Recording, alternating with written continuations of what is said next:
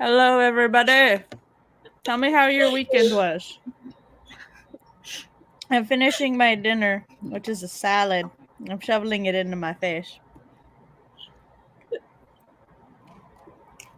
I like how we can see just the fork of salad peeking through.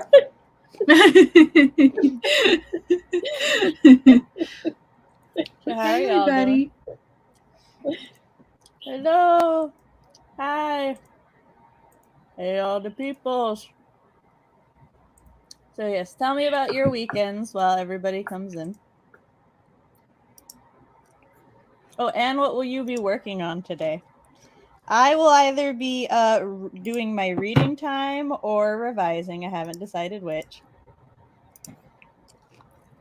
I was had really. Mhm. Oh, sorry. Go ahead. I had one of the most productive weekends I've had in a long, long time. Edited a bunch of videos, and posting an edit with me on my YouTube channel, and was pretty proud of that because that took a while to edit. And then I wrote a lot, and I read a lot, and I wrote some more, and I read some more. It was nice. Nice. Yes. How about you, Tina? I have spent the weekend doing house stuff and hanging out with my fam. It's a Y'all very didn't fun tell thing. me we removed the glasses. How are we going to tell you? I should actually take mine off because they're very reflective. But yeah, it's a fun thing of my stepsister's dog and my uncle's dog, who are both over at my dad's. They kind of act like exes. Because my uncle's dog, Aleku, he's this tiny little Maltese, and then my stepsister's dog, Oscar, is this big, German Shepherd Husky mix mutt. And the big dog, he so badly wants to be friends with the little dog, but the little dog does not like him at all. Not him, well, kind of him personally, but kind of he doesn't like bigger dogs. And so it's a thing of just like, when one enters the room, the other leaves. Like, it's really cute. But so I had fun hanging out with them both. But yeah.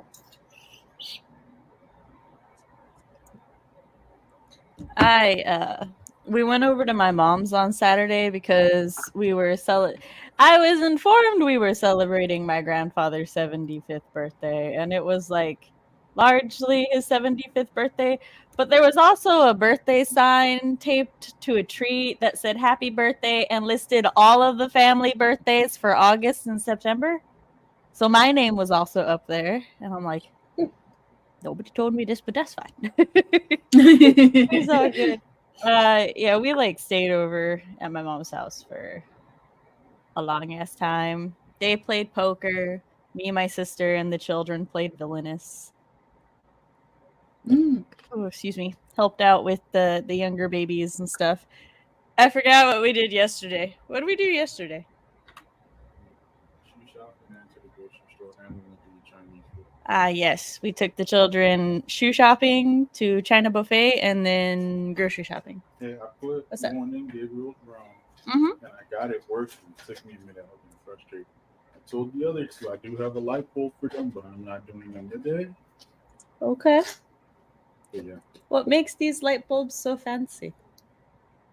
they change color. Like, You can connect them to an app. And you can go, I don't want a yellow light. I want blue or red or green or purple or blue. the children have some fancy These smart. were only $10. They're the same price as a normal fucking light. Yeah. So I was like, I'll just get them. Can you put that in the fridge? And this That's in the why they're trash? special, I guess. Okay, cool. Our middle child's bedroom light blew, and he needed a new light bulb.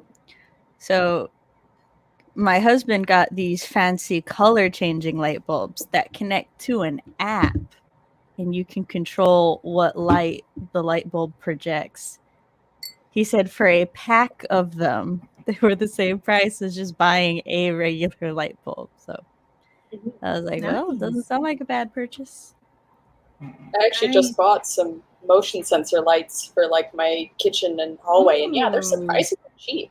Like the LED strips that all the TikTok people are using, except they have a little motion sensor on them. And I positioned it so that perfectly the second my roommate opens the door, or you open the front door, the hallway light one comes on. She was very gracious about me keeping, like, I kept telling her, like, go stand in your room and then come out when I say, because I was waiting for the light to turn back off to test it, to position the sensor correctly. You're like, please just go in. I'll tell you when to come out. Go back in. Yeah. All right. Yeah. That's how it's got to be sometimes. Yeah. I bought this. I've been hearing It the is keyboard so all day. cute. It's so nice.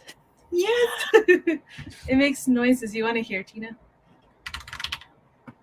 Oh yeah, I could hear when you commented hello everyone, I could hear it.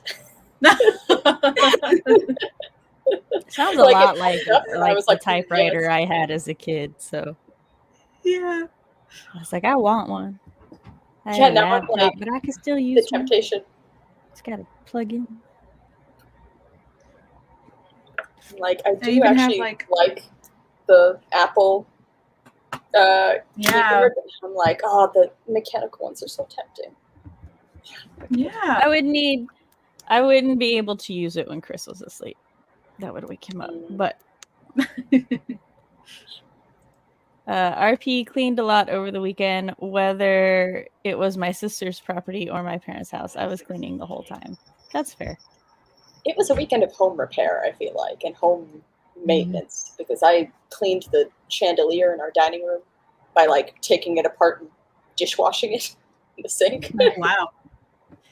That's fair. My maintenance was today.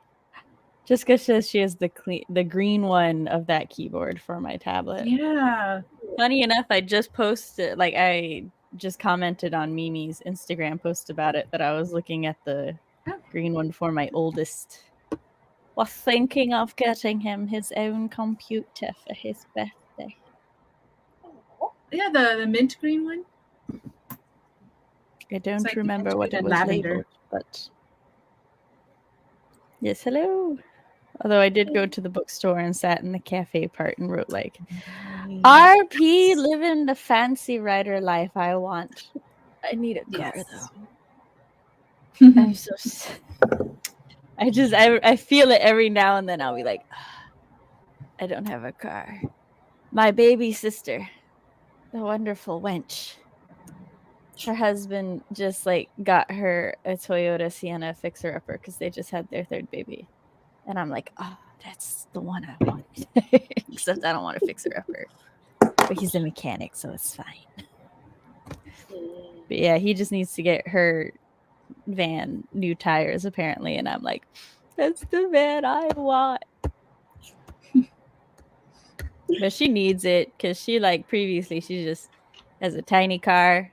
And she's got, her oldest is still in a booster seat. We just celebrated her middle child's first birthday in June, and then her third child was born in July, so she needed a van. I kept telling her, like, you're not going to want to put all those car seats in your little car for long.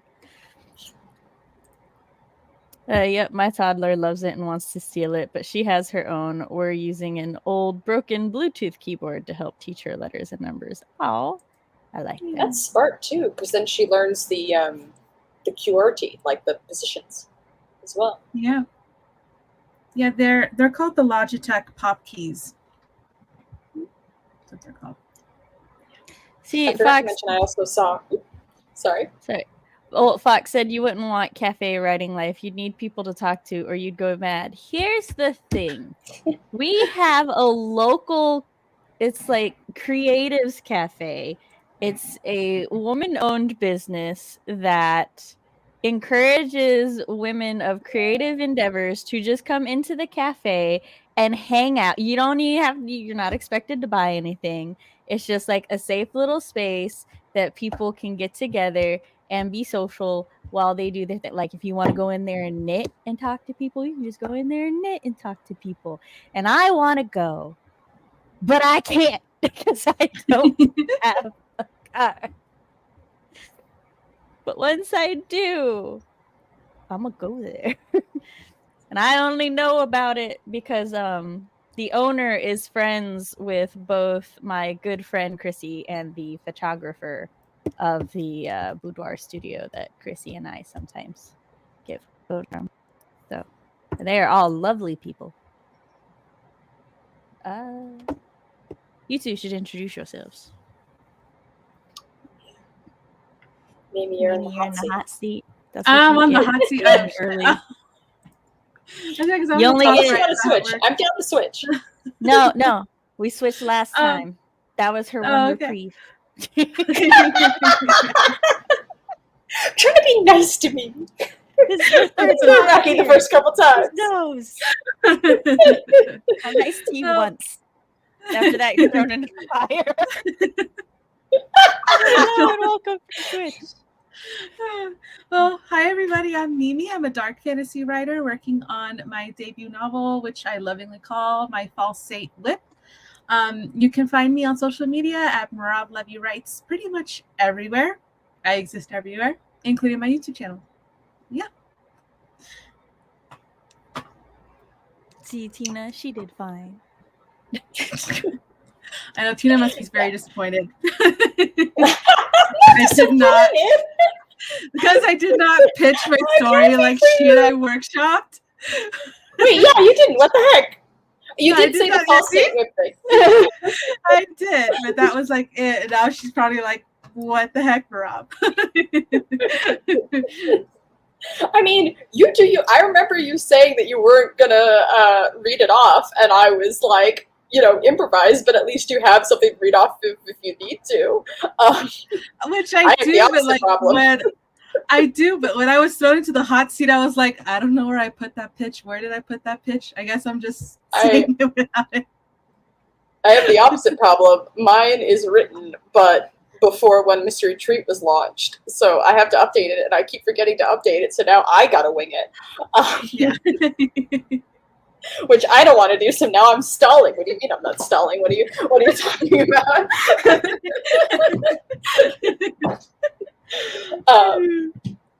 Okay. So Mimi's dark fantasy novel is a multi-POV story that follows a dual timeline between the present and a flashback timeline. Oh my god! Our main characters are I will. Let me get to that. Our main characters are a false saint, a boy named Camillo, who I don't actually have any idea what's going on with him, but I am so concerned. The level of concern is off the charts. and there's a bestie that she has relationship drama with, and this is the extent of what has internalized in my brain quickly. And as many of you are familiar with Tina / Cabby, who has a website, cabby.com, if I'm remembering correctly, she does comics, which you can read samples. You can read comics on her website, which one is about a mermaid that is disillusioned with her job, and another one is just cute vampire girlfriend shenanigans. And then also on her website and Webtoons is One Mystery Treat, which I believe just updated this weekend again, which is a mystery romance about our dear Case, who keeps getting his favorite dessert delivered to him by somebody he don't know, and he's trying to figure out who that is, while also apparently hiding something else that I just know I had to put in the brief for the summary, but I'm so excited.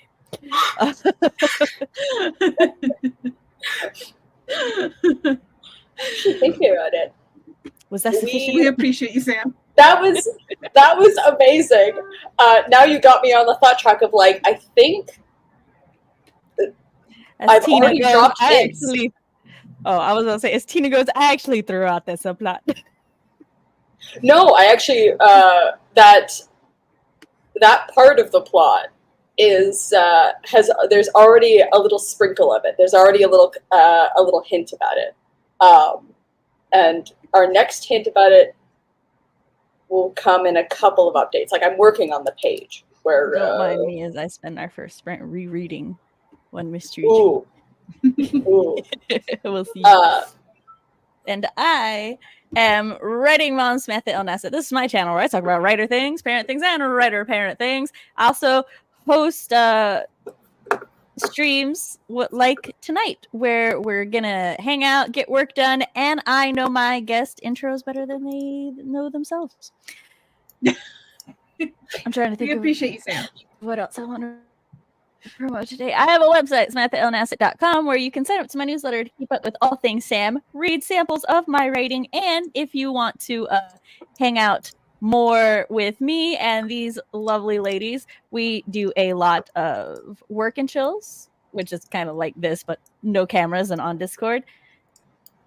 Yes, I talk a lot about parent things, actually, Fox, especially if Eva is here. We talk about Eva and SD. We talk about all the parent things. I also get shaded by my supposed best friend, Fox. It is fine. I hope everybody's having a good day. And like he said, I didn't say you didn't. You were like, but do you actually talk about parent things? Yes, I do. Today, I will either be reading this book or revising my chapter. I'm leaning more toward revising my chapter, though, because my mind is very awake, and I want to take advantage of that. Especially since last night I was going to take advantage of it, but then I took my dog for a walk outside, and I died. The heat is merciless. Yeah. I want to work on. There's a couple things I could work on, and during one of the shorter sprints, I would like to actually read through the stuff Fox submitted for the critique group ages ago, because I printed it out to read, and it's right here, and I keep it. It's literally, I don't know if you can see, but it just has in my pencil Fox's wit.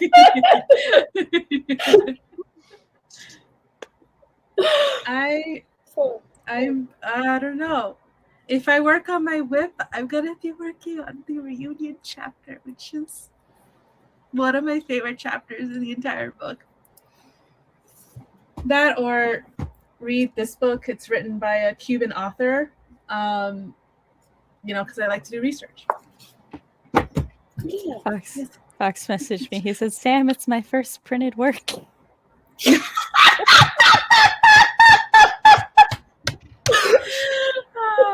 Now I'm so tempted to write on it and then mail it to Fox as my submission, like first edition.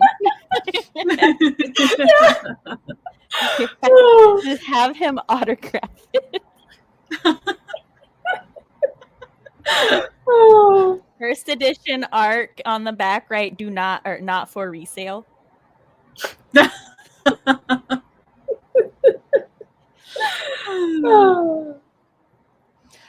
Also, chat, I need y'all to know. Y'all know that I read web comics and webtoons and all the things.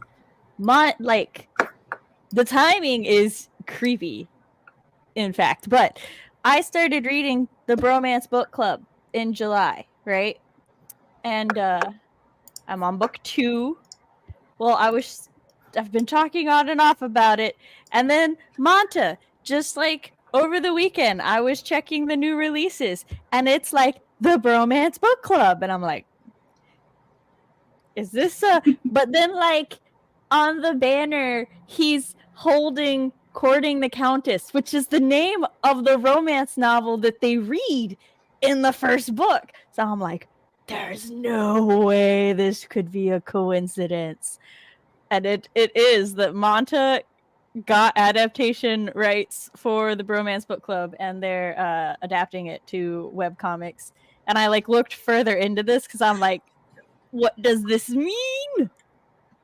And they're apparently just trying to go everywhere and just to get story adaptations. They've got a South Korean movie that they got deals for. There's another webtoon that I'd actually started reading, The Lady Alchemist. That's also a novel, like a trade paperback novel or trade hardback. I don't know. Either way, it's trade back.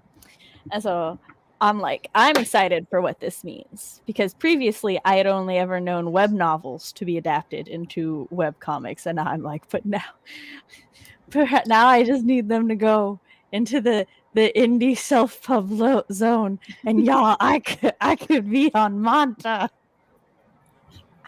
Yeah. And like, granted, I do think the adaptation from what I've read so far is they've streamlined some things, and I don't know that I would call this the same main character as I was telling Mimi earlier. In the novel, Gavin Scott is very broody, very angsty, very Batman for part of it. And then but in the webtoon, he's just like a puppy dog who's been kicked and thrown into the doghouse for an hour, and and I'm like, what is going on? But it's like so cheesy. It's such a good time. I'm like, this is fine. It's okay. So I'm enjoying it.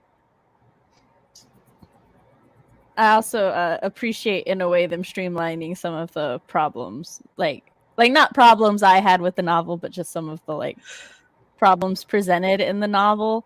Like, for example, they they're in the hotel room, and then they start going through his wardrobe, and the guys realize he didn't bring anything nice to wear, and so they're like, oh well, we got to go shopping. Whereas in the webtoon, they meet him out for lunch, and then while they're out for lunch, he's like, oh yeah, I'm going to the girls' music rehearsal tomorrow, and they're like, not in that, you're not. And then they take him out shopping, which the lunch date with the guys happens the next day. So I like that they kind of smush those together so that it flows really nice. Which, again, I didn't mind it being separate in the novel. It's just, if you're gonna streamline things, that was a very smooth way to streamline it. Yeah. So I'm very excited. Yeah. Also, now Lefty said she's gonna read the webcomic, and I'm like, yes. Spread the love. Spread the love. Which Chris was like, are they gonna censor the sex? And I'm like, I don't know, because a really big plot point in the first book has to do with sex. So I'm like, Manta has some explicit things, but it's always angled in a way that you don't see anything, you just know what's going on. But it was a really big plot point. So I don't know. I'm really interested to see how they handle that. Tina, you looked curious and confused. I only half paid attention, and also now I'm currently hogging the AC.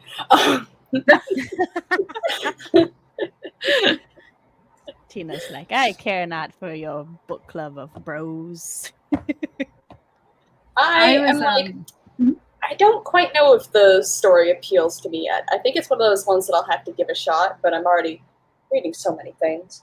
Oh, it's fine. I haven't put, in case you haven't noticed, I haven't put it in the Sam's recommendation library yet, because he does something in book 1 that would have been a make or break it for me. I'm like, there's no way that would have come back from it. And I give him a little leeway because I, as the reader, know he was bluffing. Or at least I'm fairly confident he was bluffing. But his wife, I'm like, bruh, that would have just been it. We would have been like, nah, the divorce is final. Get the lawyers. Let's go. But and the fact is, and she perceives it the same way I would have perceived it. So I'm just like, And I was like waiting. I will say, like, the author does such a good job holding both parties accountable. Like, for the first half of the book and stuff, it kind of like, you know, she's like, she and her friends and her sister are like playing it like she is completely in the right, and like there's no fault for her on this, but the narrative doesn't necessarily treat it that way. So I was like waiting to see what would happen. And then at some point he finally goes, I did everything I could to like fix this marriage, and I can't be the only one to try. And then like she has to work through her own shit and be held accountable. And I'm like, yeah. But then they never bring up the thing that I don't like. And I was like, I wish that, like, even if they had just talked about that. If she had just been like, but I still have a problem that you were going to do this thing. And then he just go, oh, I would never actually do that to you. I just said it. Then I could be like, fine. But now I'm like, But I'm reading the second book. I really like the second book. So it might get a recommendation in Sam's library with the asterisk. Which I will say other people might not find it as hard a make or break it as I do. It's just because of the way I was raised. It's definitely a make or break it for me. But in the second book, our darling, the male lead, is the founder of the bromance book club, who seems to be able to fix everybody else's relationships, but can't keep a relationship himself. And I'm like, this poor man. It's okay. So I'm still confused by that one makeout scene. I don't know how they got there though. But that's all right. I've been binge watching one of my favorite shows is Crazy Ex-Girlfriend. Have you heard of it? No, I laughed because I was expecting Murder, She Wrote. I'm like, well, that's not Murder, She Wrote. It was not Murder, She Wrote this time, no. No, but it's like a comedy musical. It's about this woman who reunites with a long-lost love when she was 16, and she gives up her life as a high-profile lawyer in New York to move to some random town in California. And she like drains all her medical pills, like her psychiatric pills, down the drain. And she's just like, I'm going to start my new life, like following this guy I love so much. And like chaos ensues. It's like really, like, despite the way I described it, it's actually really beautifully well written.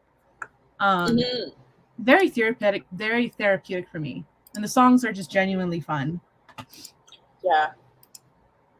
That one, Let's Generalize About Men, gets stuck in my head all the time. Yeah. Oh, no. So Tina, you've seen it. I've seen quite a bit of the first season, and then I've watched like some like reviews and stuff of it, and like because I originally found it through like watching a bunch of the songs on YouTube. So I like the songs I know the most. Yeah. But yeah, it's one of those ones that like it is really funny, but also I have to be in like a good mental space to watch it.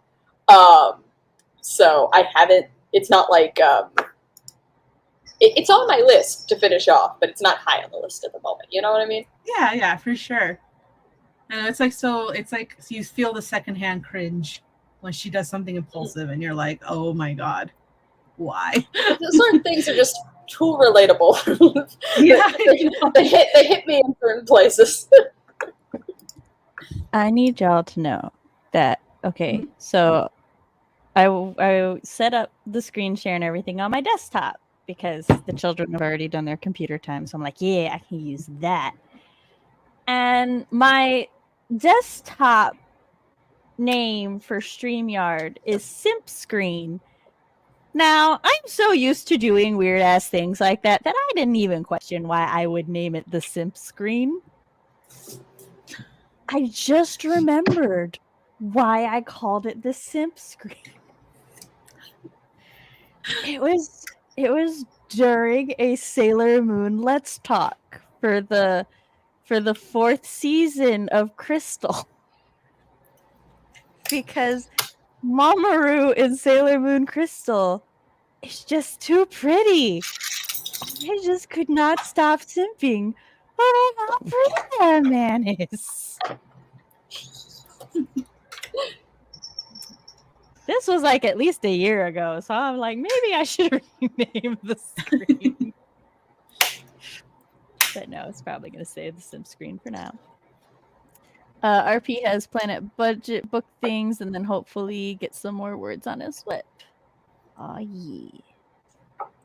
Good luck, RP. Good. I was going to say, planner budget things are good things to go ahead and get out the way.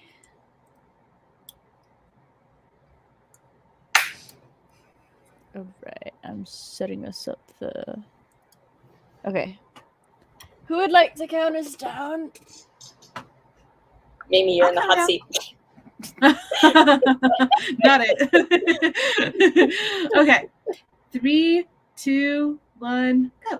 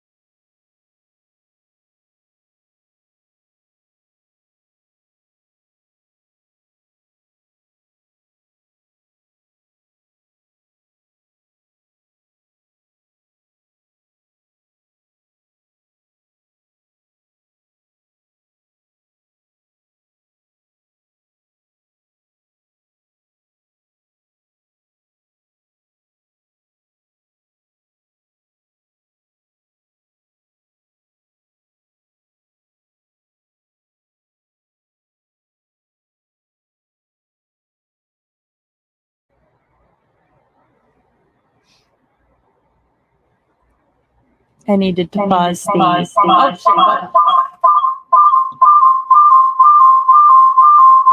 Ooh. I am so sorry.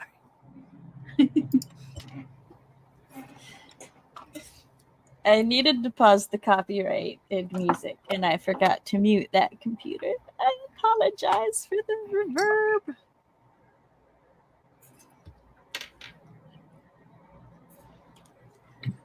So how did everybody do? I started on page 9 out of 13 for this chapter, and now I'm into page 11 somewhere. Plus, Chris came in here and we traded stickers in Monopoly Go. I took my load of laundry out of the dryer and put it all away.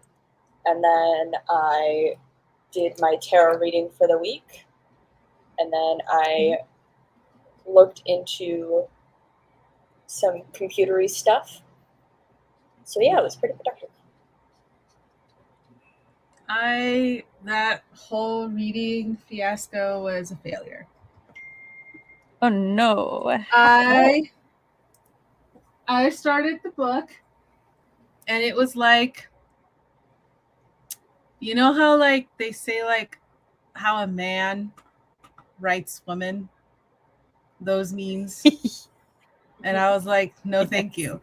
So I picked up another book, and this guy just like took the whole first page. The whole first page was an elaborate flowery description of the heat. And I was like, do I need to know? Heat outside? Yeah. Yeah. I thought you were going to say the heat between a woman's legs or something, and I was going to be like, oh no, what are all these sexist books? Look, I'm not going to say I hadn't considered that, but it felt like they were going to be related. No, it was just like he took a whole page to describe the heat, and I was like, my man, why? Steinbeck? Yeah, no, it's just so I wanted to be Steinbeck. Because I distinctly remember, I think it's John Steinbeck, and I think it's in The Grapes of Wrath, where he spends 2.5 pages. It's an entire chapter in the book. It's not a long chapter, but it's a whole chapter about this turtle crossing the road. And we had to read that book for summer for our advanced English class, and we had to keep like a thought journal. Well, so I kept mine as I was reading it, and I was like, this turtle is still not across. I am naming this turtle Michelangelo. And I really hope he gets across. And at some point, like, the turtle doesn't even make it across the road by himself. He gets hit by a car and then is flung across the road. And I just remember being so upset. I was like, this turtle better not be. I have invested too much time in this turtle. And turtle gets across the road. And then the narrative goes to the family in the car. And the turtle is never mentioned again in the rest of the novel. And I'm like, sir, this is not a movie. You can't just do that to me.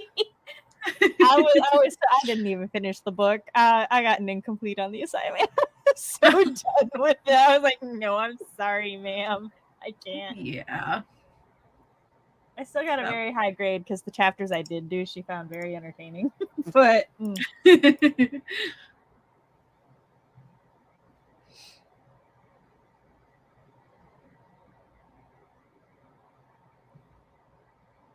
Fox is going to, he said, BRB writing an entire novel about the entirety of a turtle journey across the road. And I was like,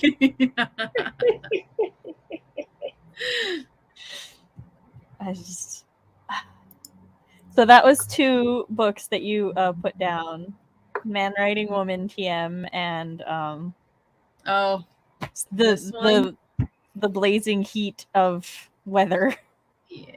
And then this one, first chapter, a disgusting description of stuff that is not appropriate for children. And I was That's like, fine. Children are apparently age blocked from my stream, so no, it was like this very like this very detailed description of anal sex, and I'm like, why? Why? What's with these whatever? And I was Interesting. That's a choice. and I'm like, okay. I didn't mean for my voice to go into an octave that dogs could hear. But the surprise I had, I was like, oh well. I know. I was not expecting that either. I was like, okay, cool. You're sleeping with this ma'am, and I'm like, okay, cool. And I'm like, oh, I don't need to know that. I don't need this information. I don't even know who people are yet. The life of reading as a demisexual. When it's like, bruh, I need to give 2 fucks about you two before I give a fucks about you fucks. Your fucks. You know what I mean. So Audra unpacked an organized kitchen. Nice. Jessica got 465 words for that sprint. Sweet. Audra unpacked mugs and tea and coffee things and was organizing my spice cupboard. Yes. Nice. Just right in it. Fox, how do you feel? We're talking about book things today. We're staying on book topics. This is exactly what you always want me to do. This is especially kind of funny, though, because at the part of chapter 3 that I'm revising, Moxie has made like 2 or 3 sex jokes. So... Oh, that's great. She was like, bring on the sex jokes. She was explaining, or she's like, yeah, I bought some tres leches. And then, Rochelle's like, well, what's that? And Moxie explains it. And she's like, an intentionally soggy cake? And Moxie just goes, sometimes wetter is better. Good. So like that's one of the jokes. And Rochelle's just like, she doesn't know what to do. But Moxie has a moment where she's like, I'm not making you uncomfortable, am I? And Rochelle's like, no, I don't know what to say. And Moxie's like, well, you don't have to say anything. It's fine. But yes, so Fox says, why do you hate me? I didn't do this. Mimi didn't do this. The authors of those books did this. Yeah. Yeah, it's their fault. It's not like I knew what I was getting into. Apparently. Oh my god. It's like me reading that sci-fi, that YA sci-fi that I didn't realize was a sci-fi. I just knew it was a romance, and then there were aliens, and I was like, are there aliens? Pretty sure they're aliens. Checks the synopsis. So her neighbor's an alien. Oh. We just like to go in knowing nothing, and sometimes there are regrets. Other times it's not. I was going to do something on my phone, and I don't know what it was. And now I'm just like, it's fine. It's my Fox chat now. Oh, I was going to harass Matt because it's Monday. Before I forgot again. Because I leave the Monday harass Matt in the red most of the week because it only applies to Monday. But then when Monday comes, because I've been ignoring it all week, I forget. So I at least needed to open our chat. But well, how many other books do you have in your pile that you need to try to read? Like, were you reading those books for? These are books by Cuban authors, so they're not really in my genre. They're kind of more contemporary. I don't remember how much I have, but I'm glad to have gotten rid of at least 2. Starting to stack a little. Like it's a DNF kind of night, baby. It's a DNF kind of night. This one, I'm not sure. Also, I have discovered there's a mild controversy as to which country gets to claim origin to tres leches. Because like apparently every Latin American country has a variation of tres leches. So it's like, where did tres leches originate from? There is a very strong case that it originated in Nicaragua, but the general consensus is that it's Mexico's. And I'm like, wait, so is there not a strong case for Mexico? And everyone's just like, Mexico. Or is there a stronger case? But yeah, that's my husband, my country. Well, your country apparently has one of the, if not the strongest cases, but it is Mexico, who most people are like, yeah, no, it's them. So I You'd be don't surprised. know. It was Greece all along. Soggy cake, Tina? Do we? No, all our She's like, sweets I are don't think so. especially dry. Tina's like the opposite. It's kind of a thing where I'm like, don't tell my father. But there are very few Greek sweets I actually like because ours have a tendency to be dry. In my opinion. That's why I soak them in some sort of beverage. Well, That's the thing is, look, if I like the most are taste of made something, but it's just dry, it gets dipped.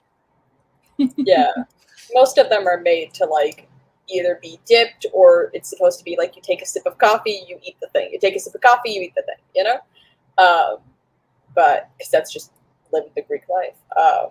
Did I have a coffee today at like 3 p.m? Yes, I did.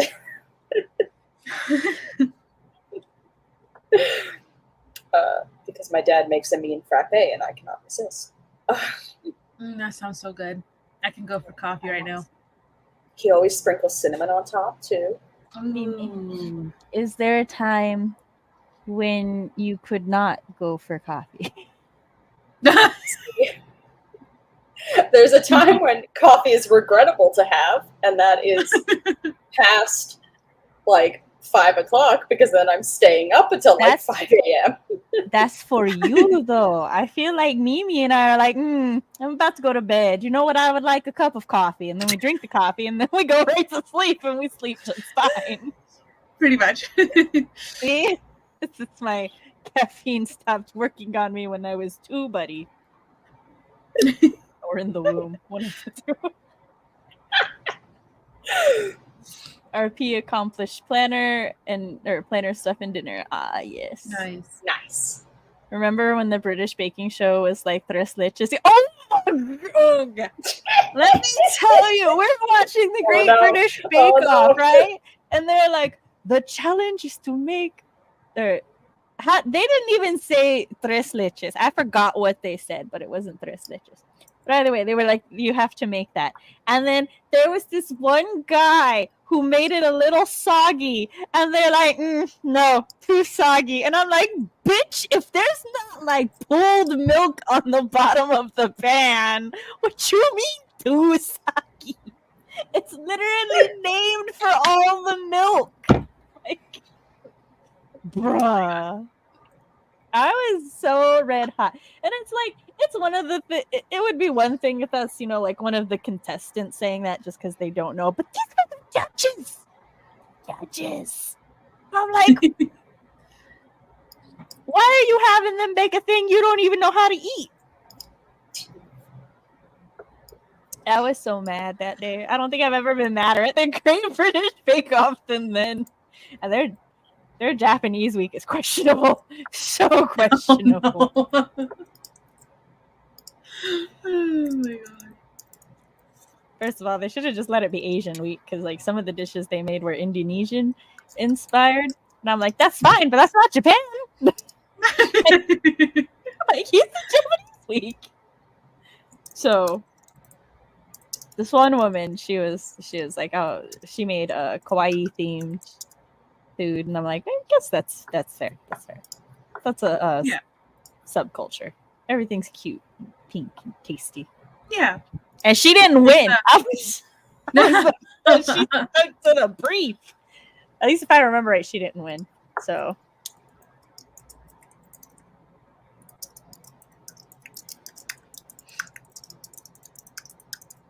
I get far too impassioned about food shows now. Have you seen? Although Look it up. the Great British Bake Off, the kids edition, that shit's adorable. Also, I am so envious of these children's skills. I'm like, why are they baking better than me?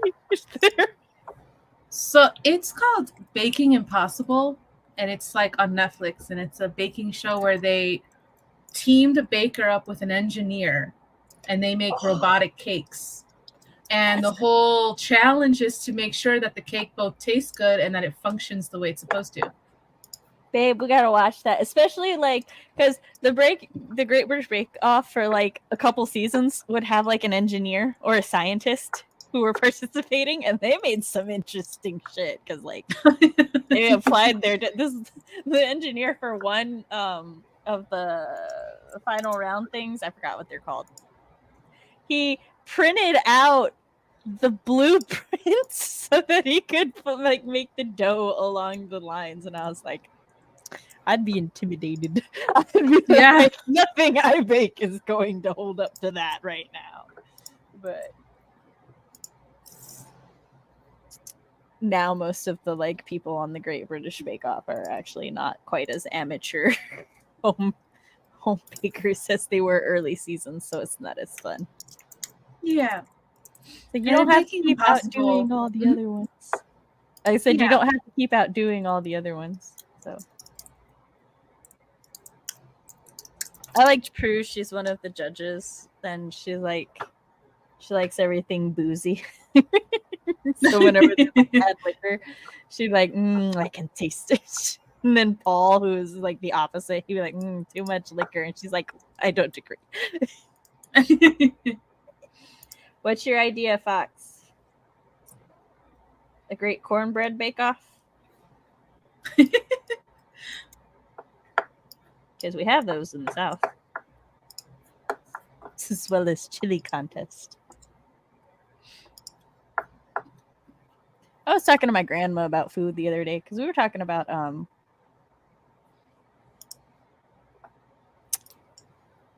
I can't remember. Oh, we were talking about picadillo and how like Michael's favorite food is picadillo, and she was talking about how she's had it, and I was like, yeah.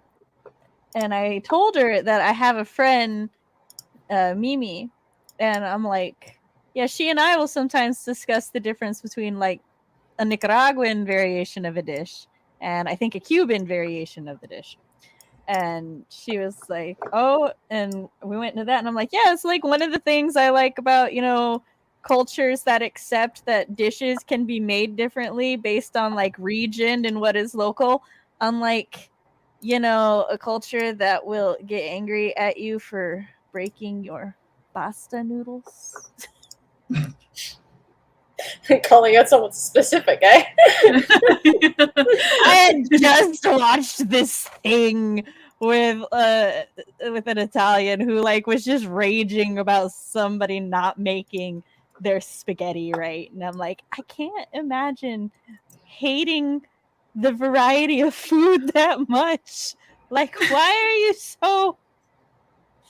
such a sad life? I realized in part that Southern culture prepared me for things because chili can be made so vastly different, and it's all just chili. Yeah. So I'm like, I will never. If I like something a certain way, I like it, and that's how I will eat it. Oh, because it was like,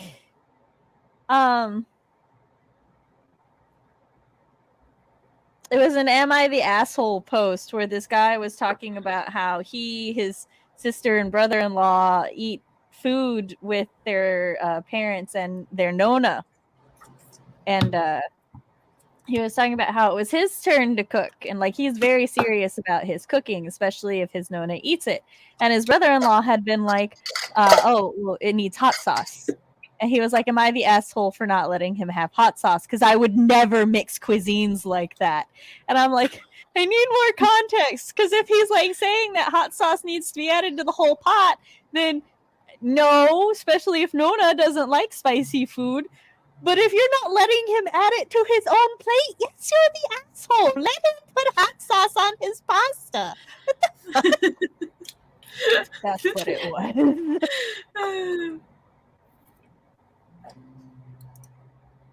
Okay, but I also don't like carbonara that much. It's like it tastes really weird. I don't think Like, I've I'll ever had eat it, carbonara. but it's Yeah, like me neither. this really, really fatty sauce with the noodles. But it's like it's somehow really dry and greasy at the same time, and my mouth just doesn't know how to handle this texture. Chris like makes the tend to only like pastas. carbonara I'll eat. Mhm. That's it. But I'm not saying I'd eat it with Alfredo sauce, but Fox said, yes, this is the asshole. This is absolutely the asshole. Maximum asshole. What the fuck butchery of carbonara did you eat? I don't. Look. Well, what carbonara do you eat, Fox? How would you describe it? I need to get our next. It just sounds like simple pasta to me. Like, but I don't know. Look at how the sauce is made, because that's what makes it carbonara. It's the sauce or whatever. He thinks someone served me sludge.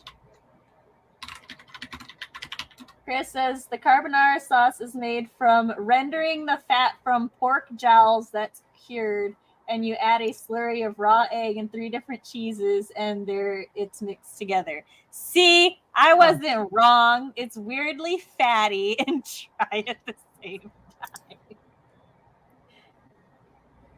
I think I've had it. I'm not quite sure. It does sound good. I will say I am a cheesy fatty pasta. Yeah, I will say I am also like a person who doesn't really like my bacon too fatty. So if you like fatty bacon, you'll probably like carbonara, but not me. I do. Yeah. Not a fan of the crunchy bacon. Babe, you know I don't like fatty meats though. Like, so that's the thing. Like, I'll be honest, I'm biased. A lot of people like it. I keep forgetting I'm coming over here to set up our next timer. All distracting me with carbonara. Capybara. Capybara.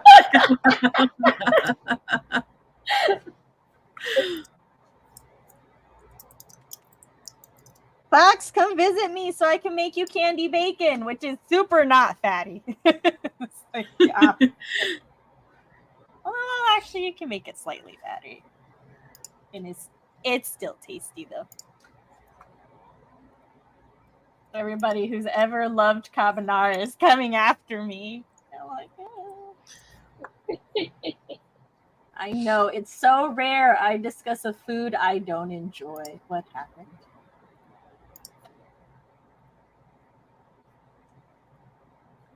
I will say though, like I said, Chris made a carbonara that I really liked, but then like we ate out at an Italian place and they made a carbonara. But I also famously don't like spaghetti made in Italian restaurants because the sauce is so watery. I'm like, I'm too southern for this. So I did not expect this stream to be Sam's food opinions, but here we are. You've got strong ones. Jeez. I'll you just wait till Matt's around. He and Steve, have you ever heard about how he wants his drinks to be crunchy? His drinks? His drinks. Oh. What? But he made the statement, I want my drinks to be crunchy.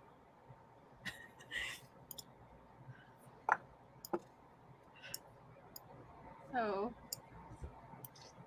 I don't know what to do with this information. just tag him in the server. Matt, what drink do you drink? I'm doing it. We came for like an entire war, like the peanut butter wars and the apple butter peace treaty. No one is surprised. I'm literally revising a scene where they're eating arroz con pollo and tres leches. I am not cultured in many things, but I'm cultured in food.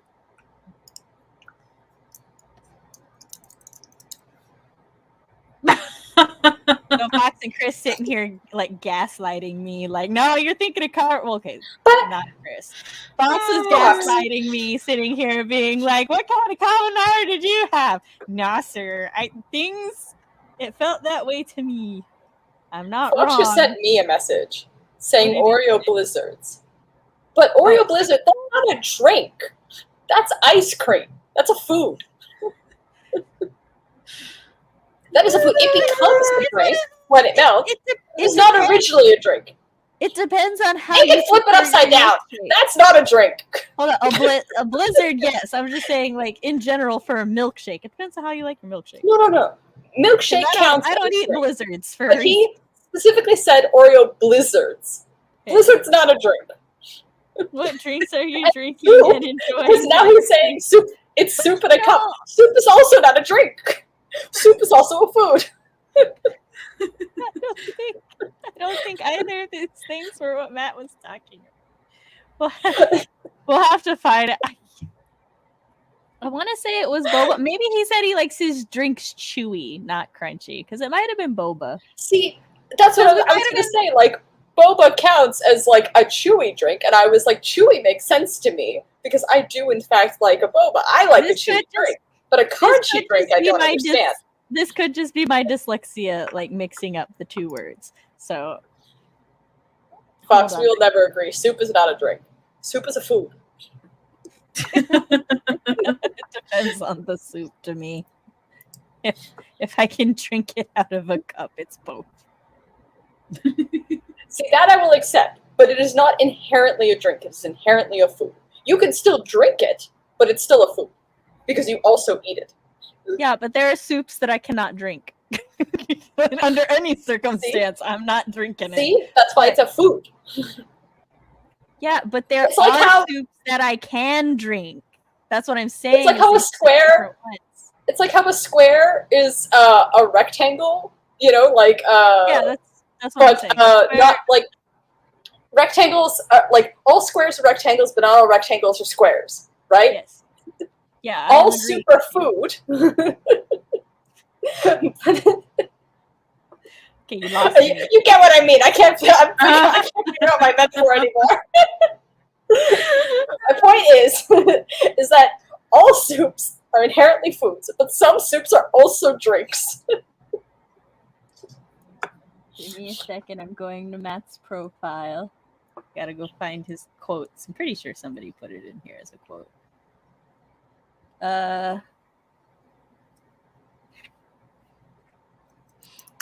You keep a profile of quotes? Have you not seen the Sam's Realm Mila noteboard? I mean, I've seen like some stuff, but not other stuff, I guess.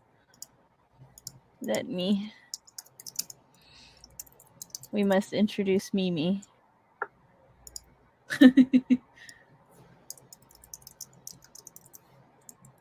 This is my unofficial wiki page that do indeed have profiles for my regulars. Oh my gosh, that's amazing. I'll have a profile yet? So you can look at it later. I haven't updated it in a while, okay? Because Cody's still up here as a regular. He's got to be. I'm leaving. Like as you can see, my thoughts are minimal. I'm back. I forgive you. I'm having too much fun with the fact that I now have like a desk floor mat, so I can very easily roll away. IKEA gave me too much power. CV likes lazy peanut butter. Okay, it is true, because Matt's quote is, there is no limit to the amount I will chew a drink. So it is chewy drinks. Okay. I had boba once and it changed me. And then I think honestly, same. He caused him pain, and Matt said, I exist to cause pain.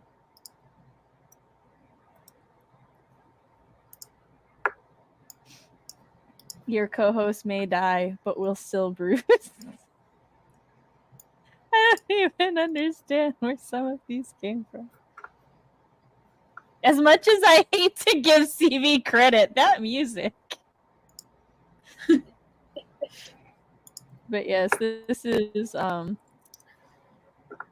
there's also a Fox fan club over here for the myth, the legend, the graphic lord and savior, the abyss of despair.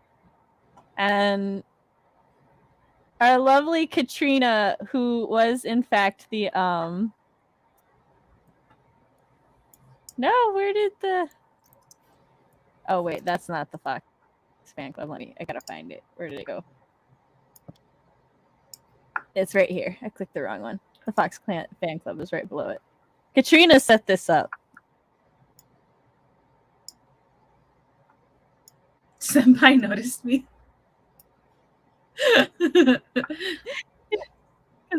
Because Fox came in and looked at it.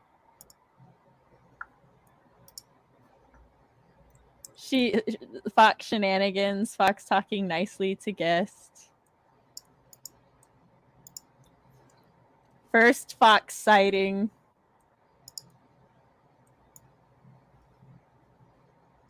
The Fox Club, the fan club pledge. I pledge my allegiance to the shadow of the graphic design lord and to the Fox in which we stand, one fan club with spacing and judgment for all. Should be amended to with Space and judgment for all.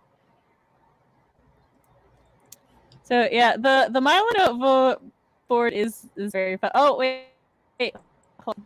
I see the.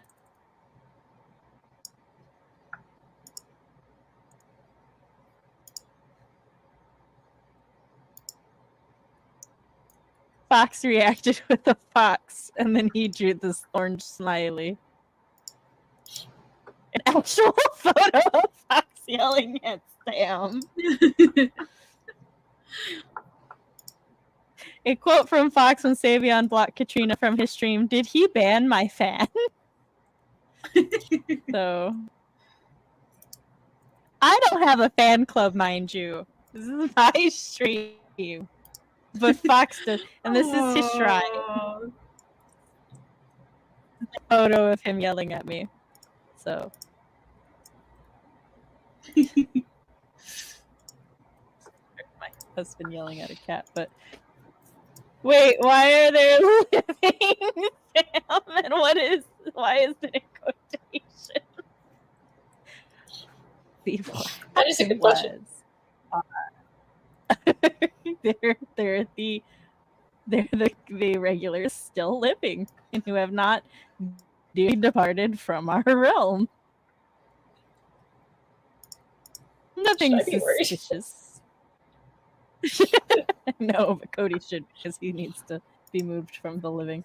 Drinks are served in cups of one sort or another. Soup is served in a bowl. But here's the thing.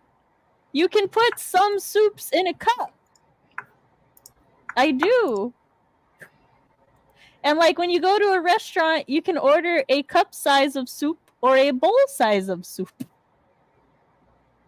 You can order a cup size of soup? I don't think that's a thing here. It is in the South. And then you can just drink the soup. Yeah, no, that's not a thing here that I know of. I mean, I like on the flip side, I can technically drink my coffee in a bowl. But do I want to drink my coffee in a bowl? Is the question. My children have some cups that look like bowl size. Fox has sent me this.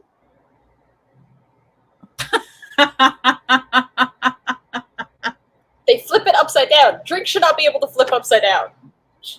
That is my food hot take.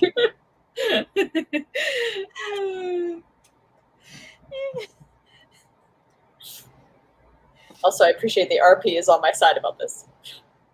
The cup size is still a bowl, though. Not all the time. Sometimes it has a handle, and it's a coffee cup.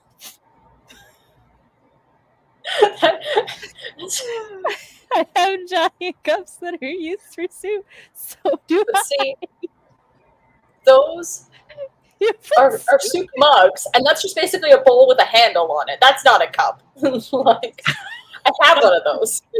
Some of y'all aren't Southern, and it shows. Oh, my God. Yeah, no, I'm very much a city slicker, which Lefty hates me saying. But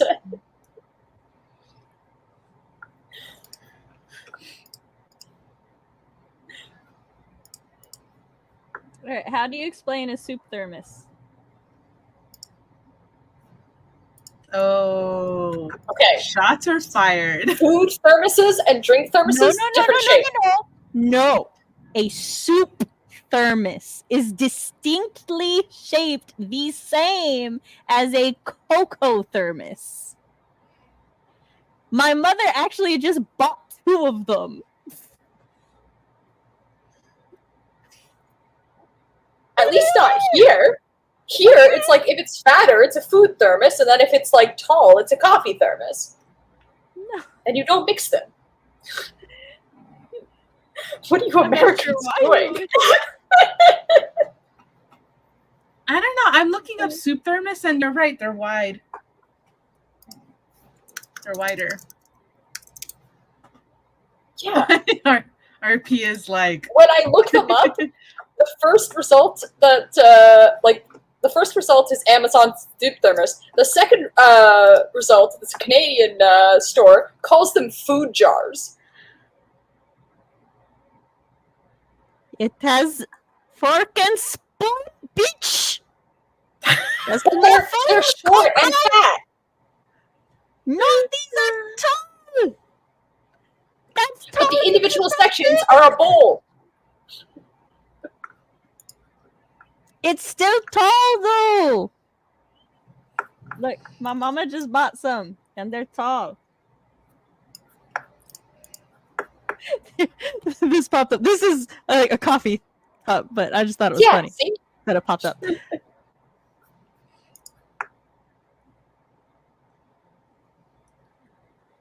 You can get them tall and long, and you can use them interchangeably. My dad used to.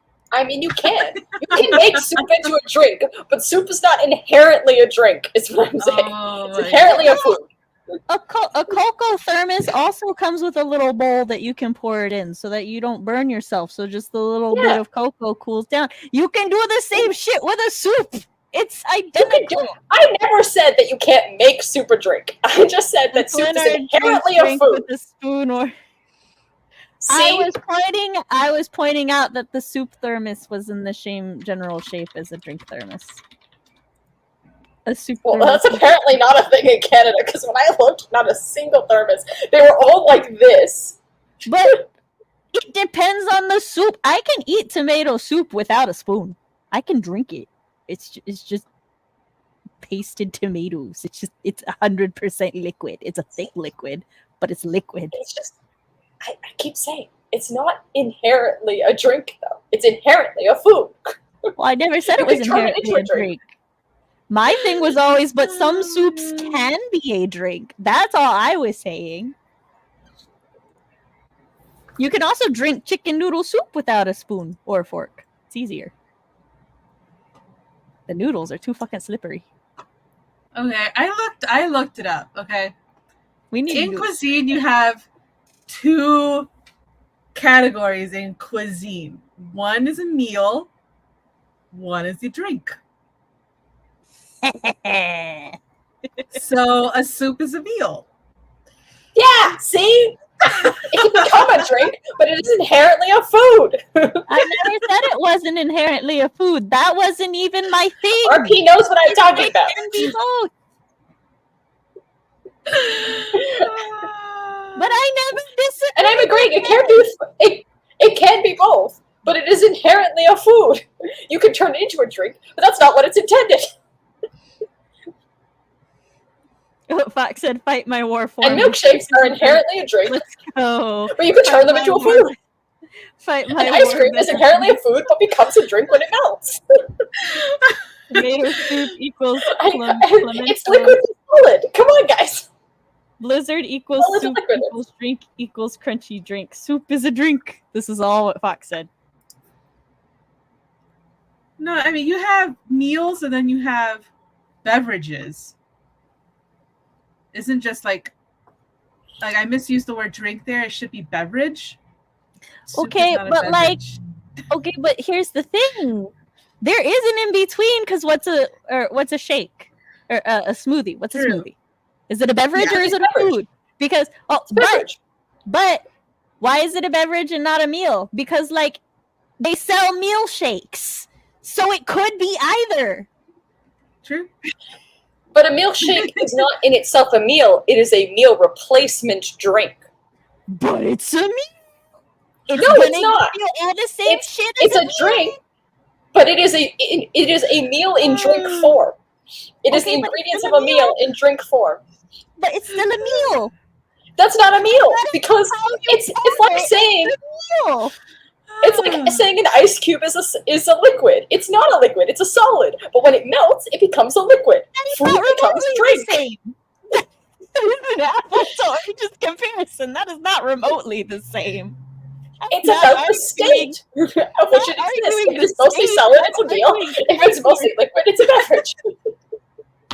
It is very important to know where CV and Matt are going to put themselves on this. Okay, but here's my point, and the point I have been making the entire time.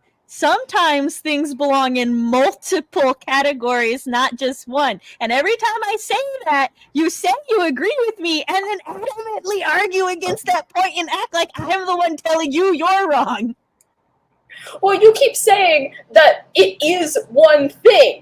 Like, you keep being like, oh, but I can drink soup. And I keep saying, it is inherently a food, but it can become a drink based off of how you handle it.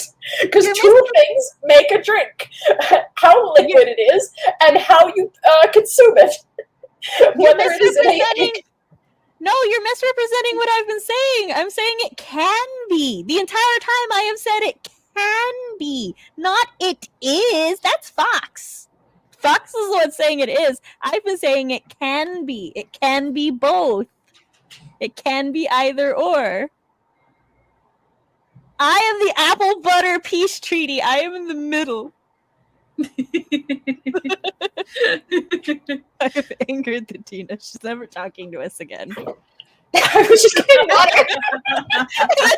Say that and then she comes in. Which is in fact a drink. Fine. Fox says soup is a drink. These are Fox's words, not mine. Soup is a drink. A soup is more of a drink than a shake. If your food is gaseous, it is a drink or a meal. That is a good question. If your food is a gas, is it still a meal or is it a beverage?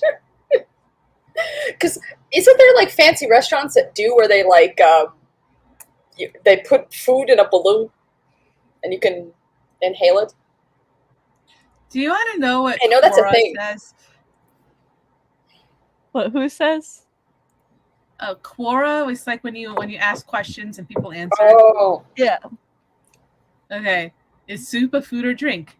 In English, whether you say eating soup or drinking soup depends on how you're consuming. If you're consuming it from a bowl with a spoon, then you're eating it. If you're consuming it from a cup directly into your mouth, then you're drinking it. what did I say? It is inherently a food, but depending on how you consume it and how liquid it is, it can become a drink. Wait, I know you're just my final statement. gonna keep gang boss me. That's what I've been saying this whole time. You've adamantly been saying no. A soup is a meal, is a food, and that you can't drink it. It doesn't go. No, you're misrepresenting me. No, I have been saying this whole time that it is inherently a food, but it can become a drink.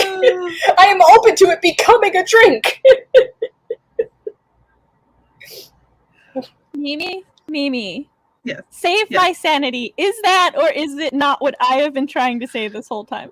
Thank you. I think we've been both making the same point at each other for too long. I mean, I'm on the side that soup is a meal, that yes, you can drink it in a cup, in a mug. Yes. That's what I've been saying. But some meals are drinks, though. That's the thing. No, Because it's either a meal or a beverage. That maybe is at the category. No, a meal protein shake is a meal ingredients turned into a beverage. It is still a beverage. It is not a meal. Because you drink it out of a cup. Meal. It says meal because it's about the ingredients. That's like saying a strawberry smoothie is inherently a strawberry. No, it contains the strawberry. A meal smoothie contains the meal.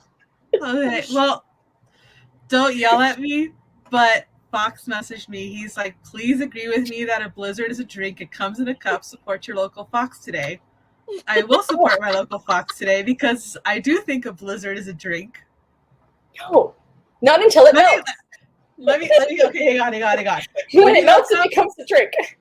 See, this is why, hold on, Mimi, this is why we're not arguing the same point, because you keep bouncing between points. You keep changing your mind depending on what we're specifically talking about. No, because it is a meal, but it can become a drink. It becomes a drink when it becomes more liquid and you consume it out of a cup. I've been saying the same thing the entire time. Okay, I have the definition of a beverage right here. According to Wikipedia, drinks are liquids specifically prepared for human consumption. In addition to basic needs, beverages form part of the culture of human society. All beverages, including juice, soft drinks, and carbonated drinks, have some form of water in them. Water itself is not classified as a beverage, and the word beverage has been currently defined as not referring to water. I did not think that was going to be part of the definition. Your beverage must contain water, and water is not a beverage. This is really messing up the whole square rectangles thing. That's a plot twist nobody saw coming. But then, because that doesn't include a blizzard. I mean, don't blizzards have water? How to make a blizzard? Let me Google that. Do blizzards contain water? This is also all very funny considering the last stream I was on, I was handed a blizzard in the middle of the stream. I just want to remind everybody of when I started bitching that people were too stuck in their ways about how certain foods are prepared and labeled. I just want to remind everybody of that. Look, no, this is just because we're friends. I'm not going to stand over someone in a restaurant being like, ooh, I love my soup drink, and tell them that they're wrong. Also, RP, I agree. My soup is also not a gas. I think at the point it becomes a gas, I'm disinterested. I guess if you have like a pot of soup over the stove and you put your face over it and inhale the steam, I guess that's when your soup is a gas. No.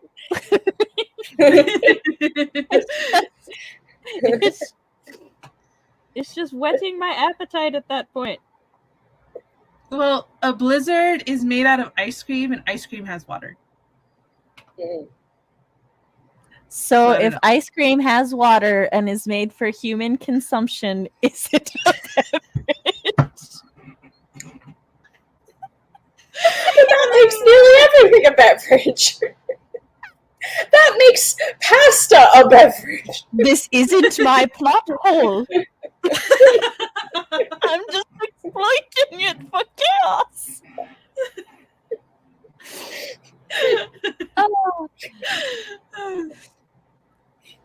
That also makes people a beverage. RP. But not water. Water is not a beverage. It doesn't contain water. I mean, to a cannibal, we are beverages. Fit for human consumption. Contain water. To a cannibal, we are both. Do you know how dire the situation has got? I am siding with cannibalism in any context. Your beverage and a meal are to a cannibal. In the end, we all beverages. The ocean is. Oh, so Fox says the ocean is a crunchy beverage. There's crunch in there somewhere. Also, I would like to point out that, like, last month, my youngest came up to me and she was like, "Mom, the ocean is a soup." I was like, I can see that. And she goes, "It has meat because it has fish. It has plants. And it gets boiled." I was like, fair enough. It's boiled. Okay, I'm looking at a list of beverages on Wikipedia. None of it includes soup. See. Mimi, repeat It's not that. inherently a beverage. It basically, like, I'm looking at a list No, of I just beverages. didn't hear what you said. Yeah, a list of beverages. Yes. That it does not include soup on this list. Okay. It doesn't include water either. Because I'm still shocked by that, honestly. Fox said the ocean is a soup and you can drink it.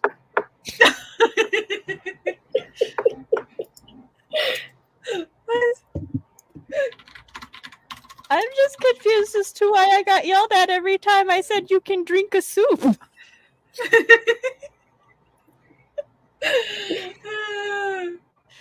That you can order a cup of soup and it comes in a cup with a handle and you can drink it.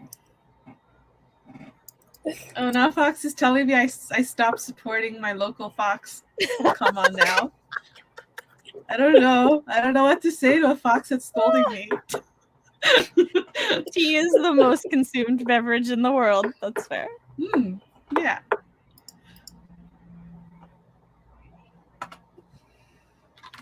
I just need everybody to know that all things made for human consumption that are vaguely liquidy, I have never sought to label because I don't care and it's confusing and I can both drink and eat it.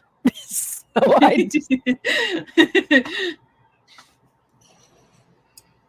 I mean, technically correct, sure.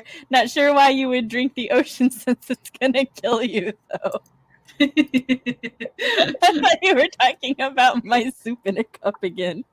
I was like, because it's more convenient. Do you know how much more work it is to eat some soups by the spoon when you can just drink that motherfucker? Like, oh my god. All the work I don't want to put in. That's what soup goes from being a meal to a drink. But it's not inherently a drink. It becomes a drink when you decide to drink it. Matter? It does. It matters. So why is this your hill? I mean, it's not a hill I'm going to die on. It's a hill I'm going to complain about, I guess. But in fun conversations with friends, as I said, this does not matter to me as much as I'm making it out to. I was about to say, but nobody said it was inherently a drink, but then I realized who started it. It's in my hand, sort of. I'm like thrown back to when my mother started yelling at me because of my opinions about the Gem movie, because she asked me what I thought of the Gem trailer before it came out, and I was like, well, it doesn't look like it's going to do any justice to the 80s original cartoon, and I listed a couple other things I had issue, and I'm like, but I'm looking forward to seeing it. And she just started going off on me about how, like, I don't want to, like, give it a chance, or, like, I'm so judgy, or these other things. And at some point, I'm like, did you perchance talk to my sister about this movie? And she was like, yes. And I'm like, I'm pretty sure I'm not the child you're yelling at. I'm like, because I didn't say half the things you're saying. Like, please don't mix your children up like that. I didn't do it. I said I wanted to see it. So, and then she saw it, and then I was like, "So what'd you think, Mom?" And she's like, eh. And I'm like, I didn't say I told her so, but I felt it in my soul. Now I'm going to make some soup that I will inherently drink. Inherently, huh? Oh my god. And get water, which is not a beverage nor a meal, so I don't know what I'm gonna do with that. But and we're gonna swim it. So would you like to count us down?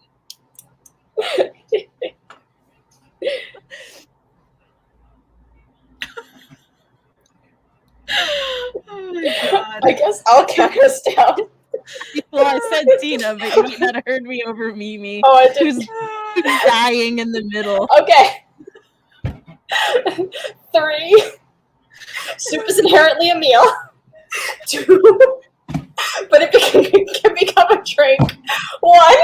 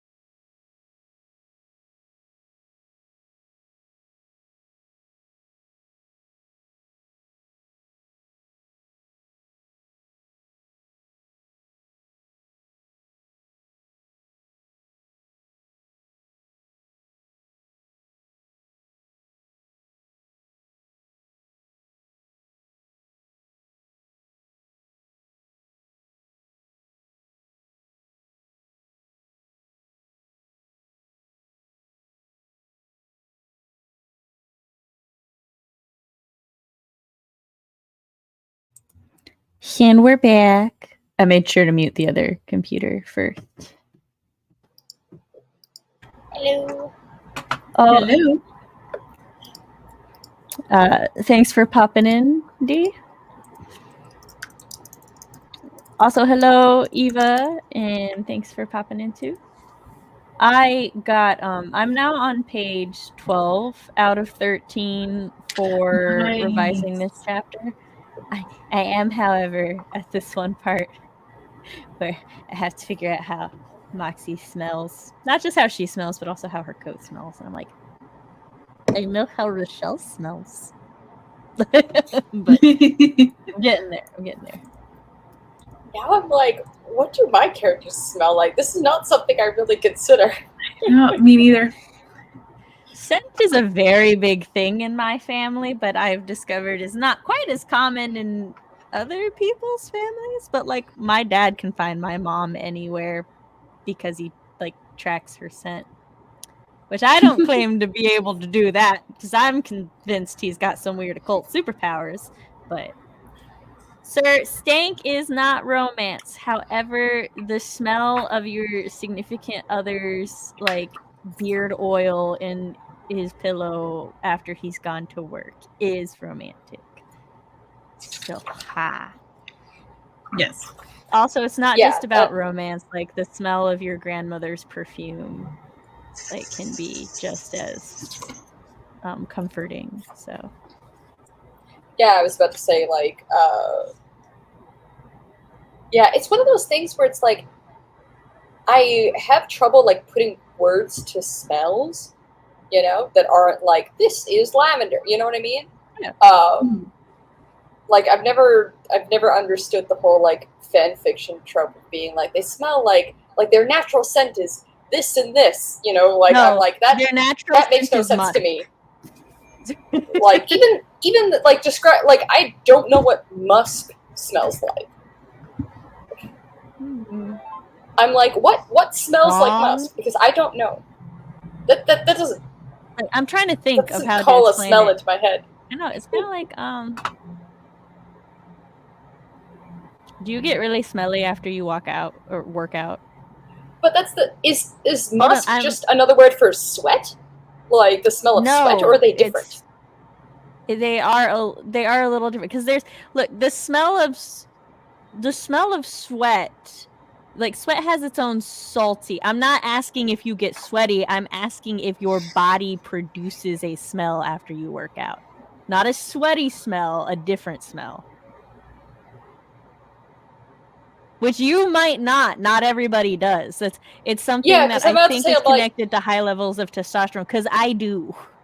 Like I have showered today, and if I do this, I smell musky, like right here. But I produce a very strong scent, and it's like really annoying because I can shower 3-4 times a day and put on like all the deodorant and stuff. Yeah, see, and it's like everyone smells when I work different. out, it's just the smell of sweat, but stronger. Like it's not its own scent. Yeah. Also, like Eva said, your ability to smell is also like could be variably like with sight and hearing. Everybody like has different levels in different ways, and also like you can be trained to pick up on smells differently. So it could just be that I was trained like as a child to pick up on people's like individual scents, whereas like, you know, people who are trained to like cook in the kitchen with lots of different herbs and stuff, you can like walk in and you know the difference between the smell of cinnamon and nutmeg. Could you describe the difference of cinnamon and nutmeg? No, one smells like cinnamon and the other like nutmeg. A little spicy, a little warm. I do that. Like, I'll literally sit there in the kitchen and like will like be like, this dish needs something, and then I'll just stand there with my spices and just smell them and be like, exactly. It needs this. It's the same thing. But with people. But like, and people have their own individual scents. Like, I could smell someone's natural scent, but I still don't understand what musk is. It's just very strong, like BO kind of like naturey person smell. It's like it's not comparable to anything that's not a person. Like Like you would just have to smell a person. I feel like who we would need smells to have musky. where like when we see each other in person, Tina, just come smell me. you are like, this is the musky. smell of musk, and then I'll be like, okay, now I understand. Actually, I used to get very frustrated with it until like I learned recently that PMS can actually increase the smell, and it is just a naturally occurring phenomenon. It's not because I'm not showering, and I'm like, okay, that's fine. I'm just smelly, and I need like super strong scent things. But I also got to be careful because some scent things like don't function well with my natural body chemistry, and then I just smell weird. I read that as laundry replaced bulbs hung shower curtain. Nice poem. Yes, because Audra. I read a story about a woman who could read disease, Parkinson's maybe? They gave her a group of those diagnosed with and without. She got all but one correct. Like, when you say read, what do you mean? The one wrong like, she said be able had to it, but tell. they did not. They were diagnosed a few years down the line. Oh. The source, it could be BS, but that's the story this convo brought to mind. Smell the disease, not read. Okay, that's what I thought. Well, dogs can smell a disease, so it could be that she just had a very strong sense of scent, sense of smell. Well, oh, go ahead, Mimi. I talked with my husband about the whole food drink debate, and he proposes a diplomatic solution. For those who don't know, we spent far too long before the sprint arguing about, I think specifically, if a blizzard was a food or a drink. And then, I don't know, when soup got brought in, I was like, well, you can drink soup. Soup can be a drink. And that was my whole stance. That was the only thing I cared about. But Chris was also very strongly on the blizzard is a food. But also, I present to y'all this evidence that was given to me. This is a fake screenshot. I call Photoshop on this. Because Fox sent this to me too. And it is not what Wikipedia shows. Oh, it doesn't show my URL. I did that for nothing. My husband is like, offers a diplomatic solution. He's like, you either call it a druid or a fake. That's what I was trying to say with like the real or Millbridge. See, Maz and I, we get each other. My husband was also, I was like, but baby, apparently a beverage is something made with water for human consumption, but not water, because water is not a beverage. And he's like, but a blizzard's made with ice cream. And I'm like, but ice cream's made with water. And he's like, what? And then like, I kissed him goodnight, and then he goes, no, you got me fucked up. He's like, a blizzard's made with milk. He just started going on this tirade. It's like a blizzard is solid. You can turn it upside down and it doesn't fall. And I was just like, I have no horse in this race. I just want everyone to acknowledge you can drink a soup. That's all I care. Not that a soup is a drink, but that you can drink a soup. Yes, and I agree. And I say that when you drink the soup, it becomes a drink because you are drinking it. But it is not inherently a drink. Blizzard is a druid sandstorm, apparently, according to Blizzards and Frosties are solid food, but food can be liquid. There are humans who can only consume liquids and they still eat. The only soup I consume is cereal.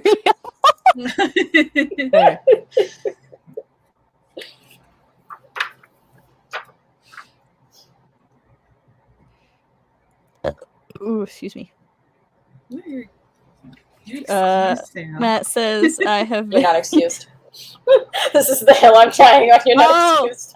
So Okay, so Matt has been called out. Now, okay, crunchy isn't the word. Chunky is what we're looking for, or chewy, or toothsome, or pulpy.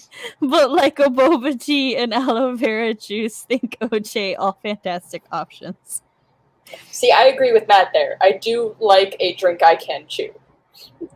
I happen to Because it remember has- the one C adjective that did not apply. My bad.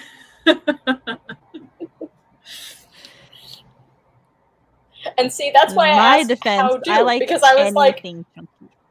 So because I was like, are there drinks that are crunchy that I don't know of that are potentially delicious that I could try? is a Like, snow one with cone a ice. drink or a food? Is a snow cone a drink or no, a a snow food? cone's a food. Cereal is the best soup on the face of the planet. I agree with this. The ironic thing about this is that I don't particularly like soup or cereal. This is why, Mimi. Because she doesn't want it to be a drink because she hates it and she likes drinks, but she's with food. No, it's actually. I'm like, I actually prefer my soup to be more meal by adding rice to it.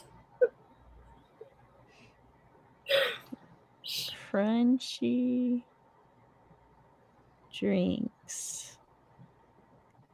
Crunchyhydration.com. Eva gets it. Eva gets what I mean now.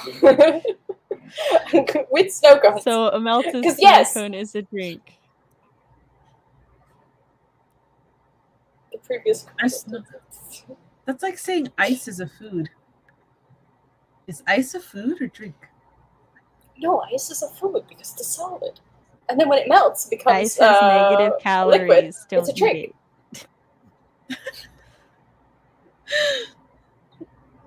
I mean, unless you want to have some exercise in your food, then chew ice. I mean, well, ice is water. not It's negative neither calories. a beverage or a food. That is true. That's fair. What we recently learned. If you chew too much ice, it lowers your body temperature, and that's not good for you. Oh.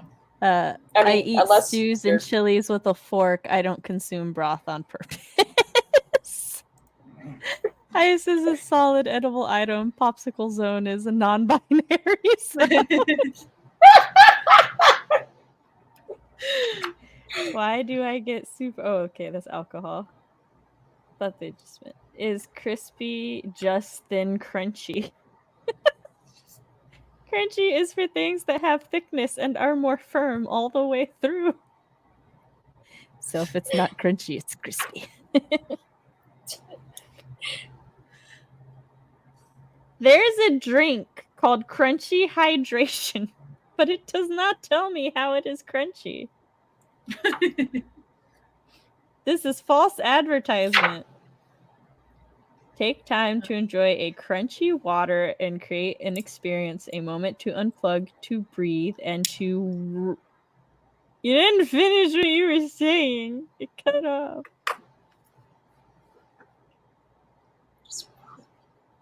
Apparently, it's natural digestive support, hydrates your body, and boosts your well-being.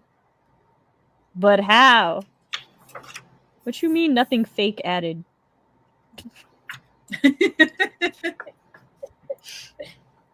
It's crunchy water. Something had to be added.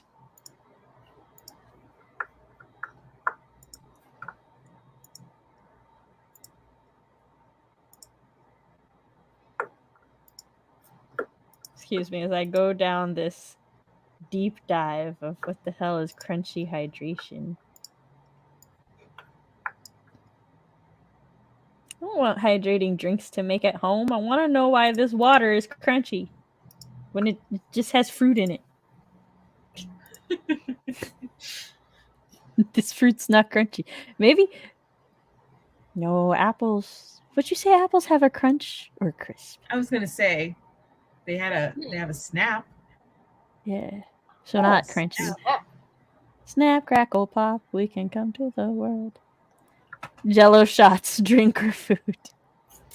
Yeah. Where do y'all put Jello? Food. A food. Crunchy may be a brand. Being a crunchy mom is a thing, right? I guess. I'm more scrunchy. All natural almond mom level crunchy, right? Or is that a different term? No, I think you're right. It's like being Atkins. It just fits the criteria of living/diet. Bruh, this reminds me though. My grandma and I, like in front of the school the kids were doing a summer thing at, they had this truck that was like doing lemonades and smoothies, and my grandma and I are huge fans of both lemonades and smoothies. So we wanted to try a lemonade, but my grandma's like pre-diabetic, so she's not there yet, but we're not trying to push it in that way. So she was like, well, will you share it with me? And I'm like, I'll share anything. Like, I don't care. And so she was thinking of getting one of the fruit ones because they said that they had like a sugar-free lemonade. And she's like, well, I don't know if I should get the sugar-free lemonade or the fruit lemonade. And the woman, she's like, oh, well, the fruit lemonades are like sugar-free too. And I'm like, well, my grandmother's pre-diabetic. And she's like, yeah, there's no sugar. My grandmother and I exchange looks with each other because fruits have sugar. So there's no way to have a sugar-free fruit.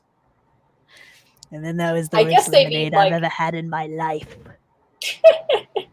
I guess she meant like no added sugar, but it doesn't matter. If you're saying it's good for a diabetic, then you better fucking know that fruit has sugar.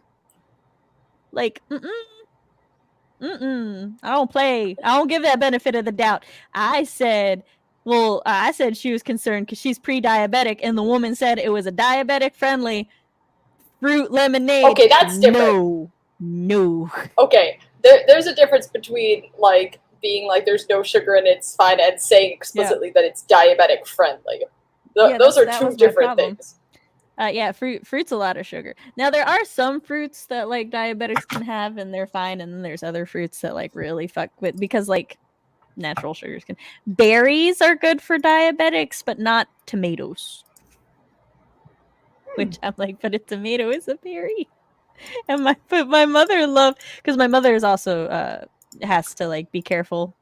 And she's like she used to like to just eat tomatoes, just like bite into them and stuff now, and she can no longer just have straight tomatoes. And her salsas, she had even started making homemade salsa to try to make it healthier for herself. No, she can't. I'm like, Mama, just go full diabetic. Just embrace it, take your pills, and eat your salsa. And she's like, no, I don't want to take medicine for it. No, I'm terrible. Well, apparently healthier sugars, sure, but sugars, yeah.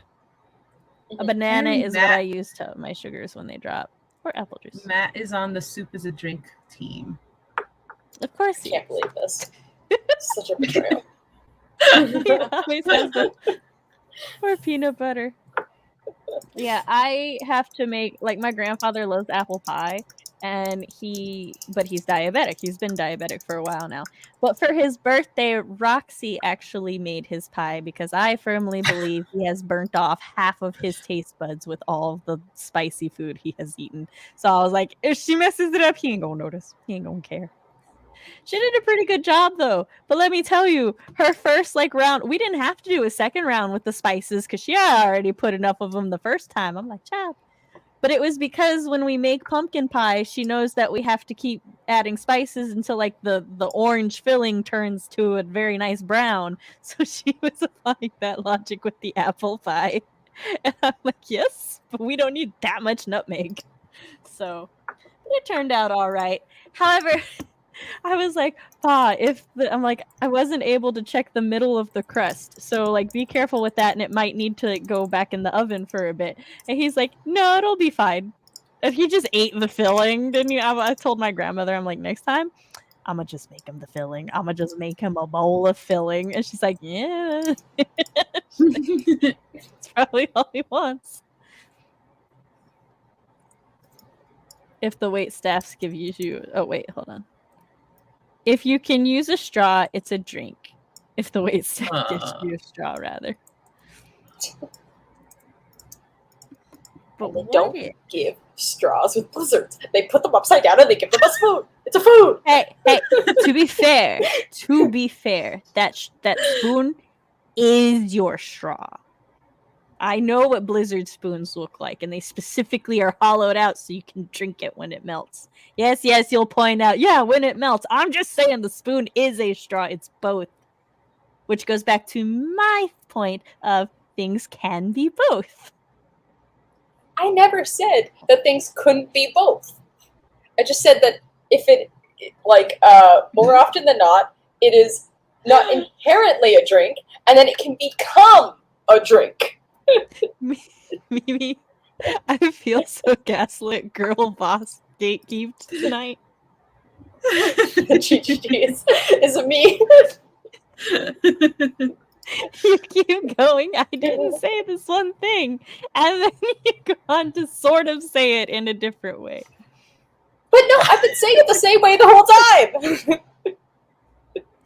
No, what I mean is, okay, so from my perspective, I'm like, it can be both. And you're like, I'm not saying it can't be both. I'm just saying it is one or the other, just depending on the point of time. No, and it's like, but that's not turning into another means that it can both simultaneously exist as a drink or a food. It can either turn into a drink or stay as a food, or be both.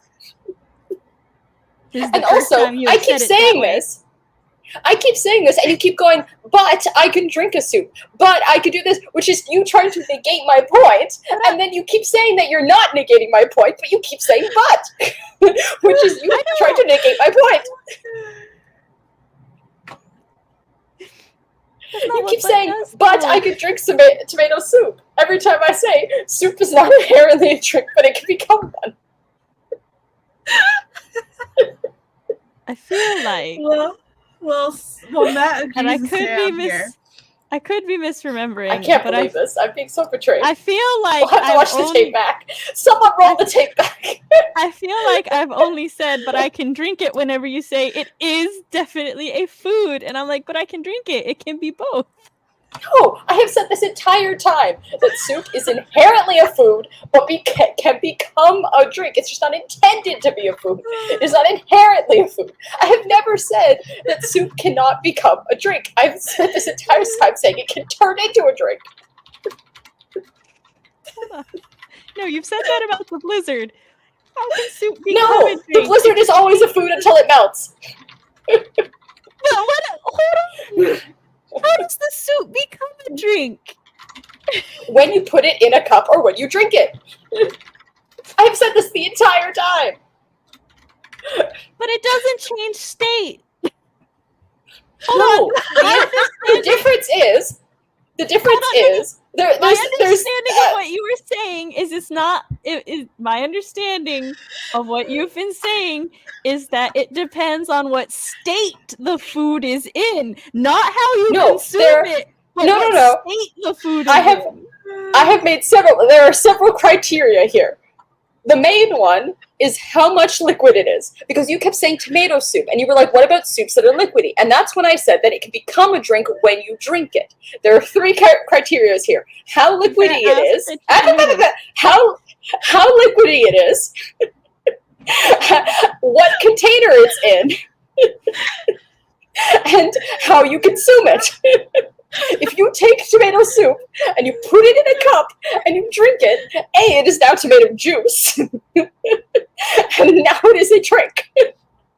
And that's why I kept saying it is not inherently a drink. It is not inherent, but it can become a drink. I'm going to have to argue that tomato juice and tomato soup are not, in fact, interchangeable. The only difference is whether you heat it up or not. They are interchangeable, and I hate them both. What tomato juice are you drinking? If you warm up a V8, it's tomato soup. Okay. Tina, I'm going to have to talk to you about the difference between tomato juice and tomato soup, because in my experience, tomato juice is very thin and watery, and tomato soup is very thick and creamy. These are not interchangeable things. Now I'm just fully wild. Tomato paste, tomato soup, and tomato juice are all the same thing, and I hate them all. Tomato paste is my hot take. Okay, so ketchup is the same as tomato juice? No, ketchup's different because it's got sugar in it. But also, ketchup and tomato soup are not the same texture at all. Juice and tomato paste. I'm going off of your logic here. This isn't my plot hole, Tina. I'm just exploiting it again.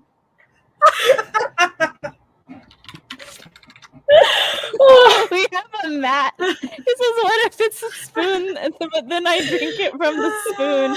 Tina, I think you might need a drink. Have no recipe because I hate Funny enough, I actually will drink it to be 8. I was rare kind of following until you were like, and now it's tomato juice. And I'm like, wait, no, that's different. Yeah, no, that was fully me messing with you. And just completely throwing logic out the window. Eva, how do you eat your tomato soup? I'm just curious. Because let me tell you, I hated tomato soup for the longest time because my grandfather made it when I was a kid and I liked it, but then I went to make it as an adult and I just put the can of tomato soup in a bowl and heated it up and I was like, this is disgusting. What the fuck?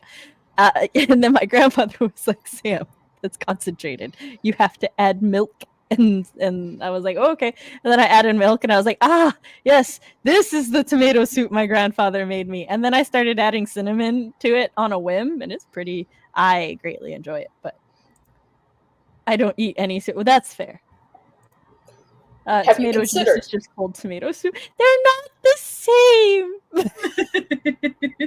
Eva, have you considered taking a can of soup and adding rice to it? Because I highly recommend it.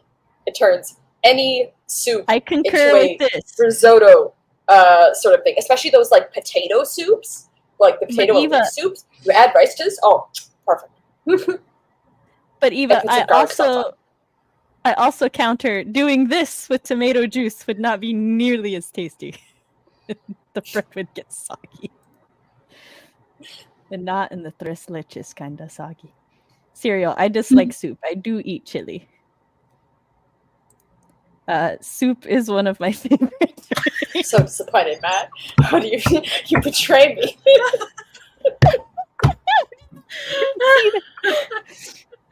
That's fair. I never judge any, but I can only speak for myself because some of my guests get very judgy. I'm not. Wait, I clarified. No. I clarified. That's why I spoke up so quickly. I'm shading Matt and CB with this.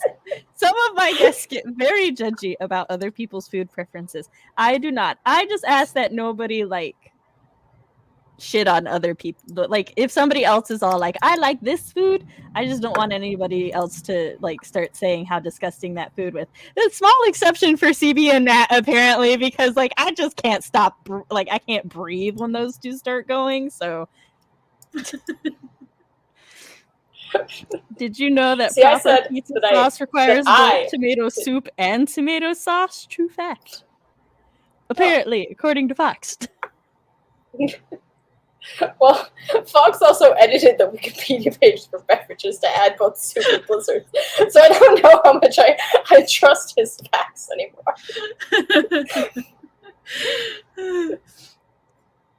I know, he undermined me so hard because he sent it to you ahead of time. I mean, granted, he didn't know. I'm a pretty picky eater. It's annoying. I'm sorry. My sister is also a very picky eater. I like tomatoes as tomatoes. I am the opposite. Love tomatoes. I barely tolerate. I don't like the texture. I classify ketchup as a smoothie because it is made a similar way smoothies are made with similar. Isn't it a puree? Isn't ketchup? I think that's a puree? Yeah. Sorry. Yeah, it's puree. Well, purees and smoothies are made very similarly. I think the main difference is the presence of yogurt or some yogurt-like thing. What makes what yogurt side is puree on? No yogurt or yes yogurt? Smoothie. It's the smoothie side. No yogurt in purees that Sam is aware of. Does that make tzatziki a smoothie? Because it's yogurt. And it is blended. No, yogurt is used to make smoothies. Yes, Not that yogurt yes. is a smoothie. But tzatziki is yogurt blended with like cucumber dill. So tzatziki is technically a cucumber smoothie if we're going by this logic. I will be judgy about many things with food being high on that list. Wait, did you say? Roll back the tape. End of your Wikipedia page. Well, food can be. See, I highly recommend a rice thickened soup. It is. I feel like you take the potato leek nice. soup and you add the rice and you make it risotto-y and then you put the garlic. Oh, it's so good. So all drinks can be smoothies. Isn't yogurt just milk in a different form? I don't know. Let me check. It's something about isn't yogurt like fermented in a way? What? That would be in a different form. Yeah. What is yogurt? A food produced by bacterial fermentation of milk. The bacteria used to make yogurt are known as yogurt cultures. Fermentation of sugars in the milk by these bacteria produce lactic acid, which acts on milk protein to give yogurt its texture and characteristic tart flavor. So yes, yogurt is a very specifically curdled milk. Enjoy this information. Cottage cheese is also a very specifically curdled cheese, and it is one of my favorites. Or a frozen component, rather. Can mashed potatoes be a smoothie? Yes. Because you add butter and milk, which that's yogurt enough for Sam. That's a I don't know if cottage cheese is a yogurt, because yogurt is specifically fermented with yogurt cultures. And cottage cheese is a cheese that is curdled, so I think there's different things that go into that. There's some food specialist somewhere that if they ever see this stream is just going to lose their mind. We need to get a guest who's a nutritionist to weigh in. No, a dietitian. Because I have learned that dietitians require a certification, but nutritionists do not. Therefore, interesting. Trust dietitian. That's why doctors can only work with dietitians in hospitals, because hospitals require their professionals to be certified and trained. I had no idea about it. We talked about milk enough that now I'm super hungry for some cereal. Your stomach thinks opposite. You're not wrong. Yeah, different bacterias and different processes. Cottage cheese is made from milk, but also as is cheese. Vinegar plus milk, something like that. Not if you swallow them like a snake. Who is out here swallowing their potatoes? I don't think we have time for another sprint tonight. Because we spent too long debating. I was going to read Fox's whip.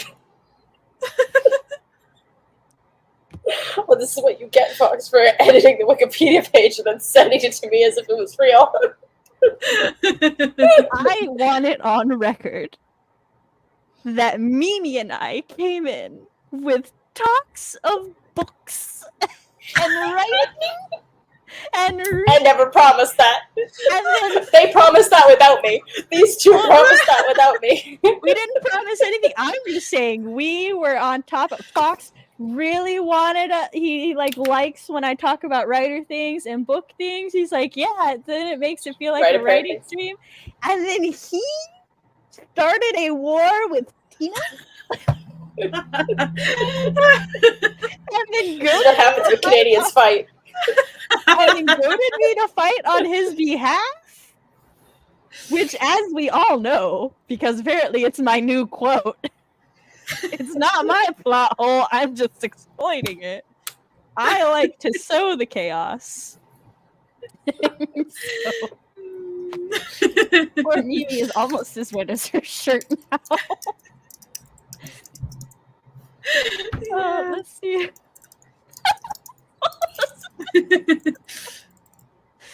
I would also hold on. I would like everybody to know that RP does actually work in horticulture.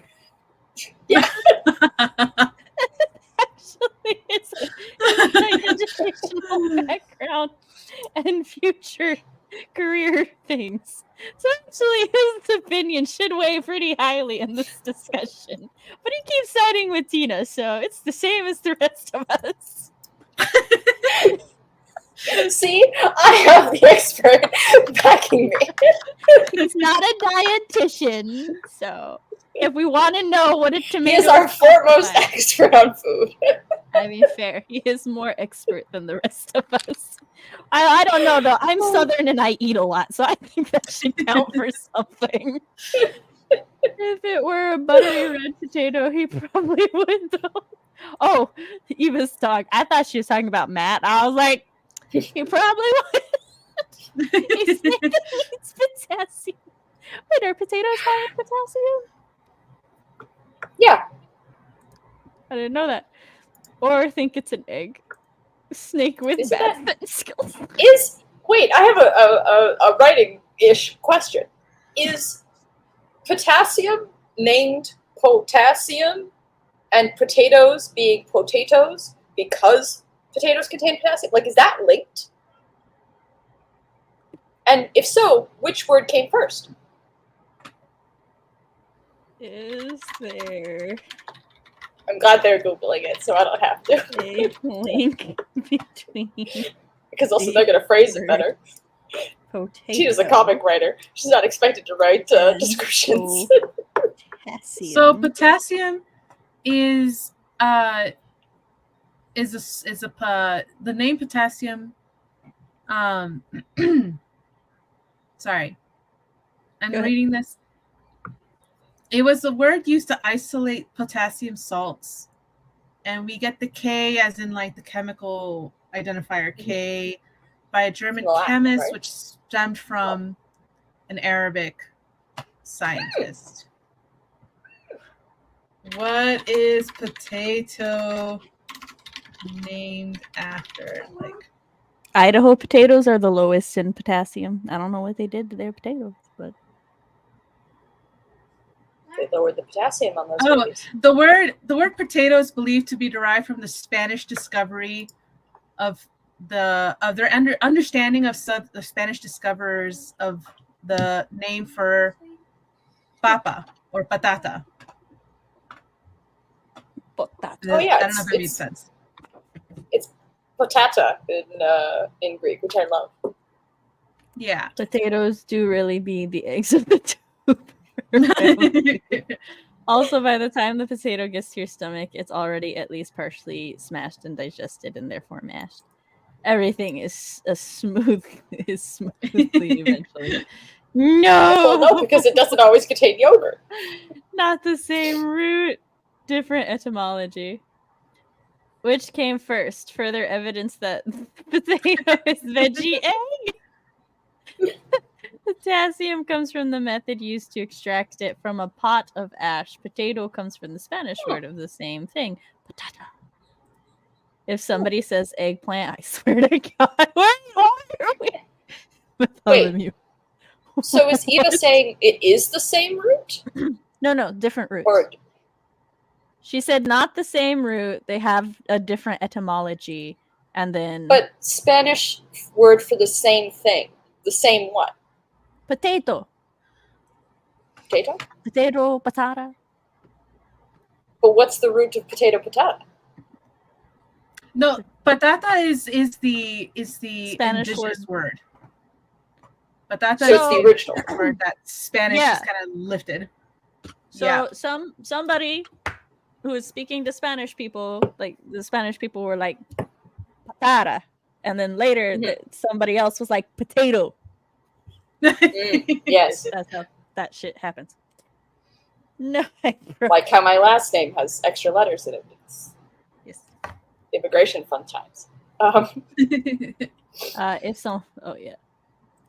I think it's because the potassium is in the skin, and Idaho potatoes have the highest flesh to skin ratio. I was about to say, why do you know so much about a potato, Matt? But you are also the one who wanted to eat a potato with your unhinged jaw, so the same thing you eat.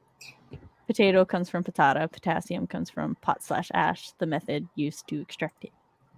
Fun fact, the potash people use in gardens and stuff is not pure potassium. It's actually potassium with like 3 or 4 other elements too. I'm not going to lie. You said the potash people, and I was like, oh, an indigenous tribe. And then I continued reading, and I'm like, not an indigenous tribe. I was just like, a whole tribe dedicated to potassium extraction.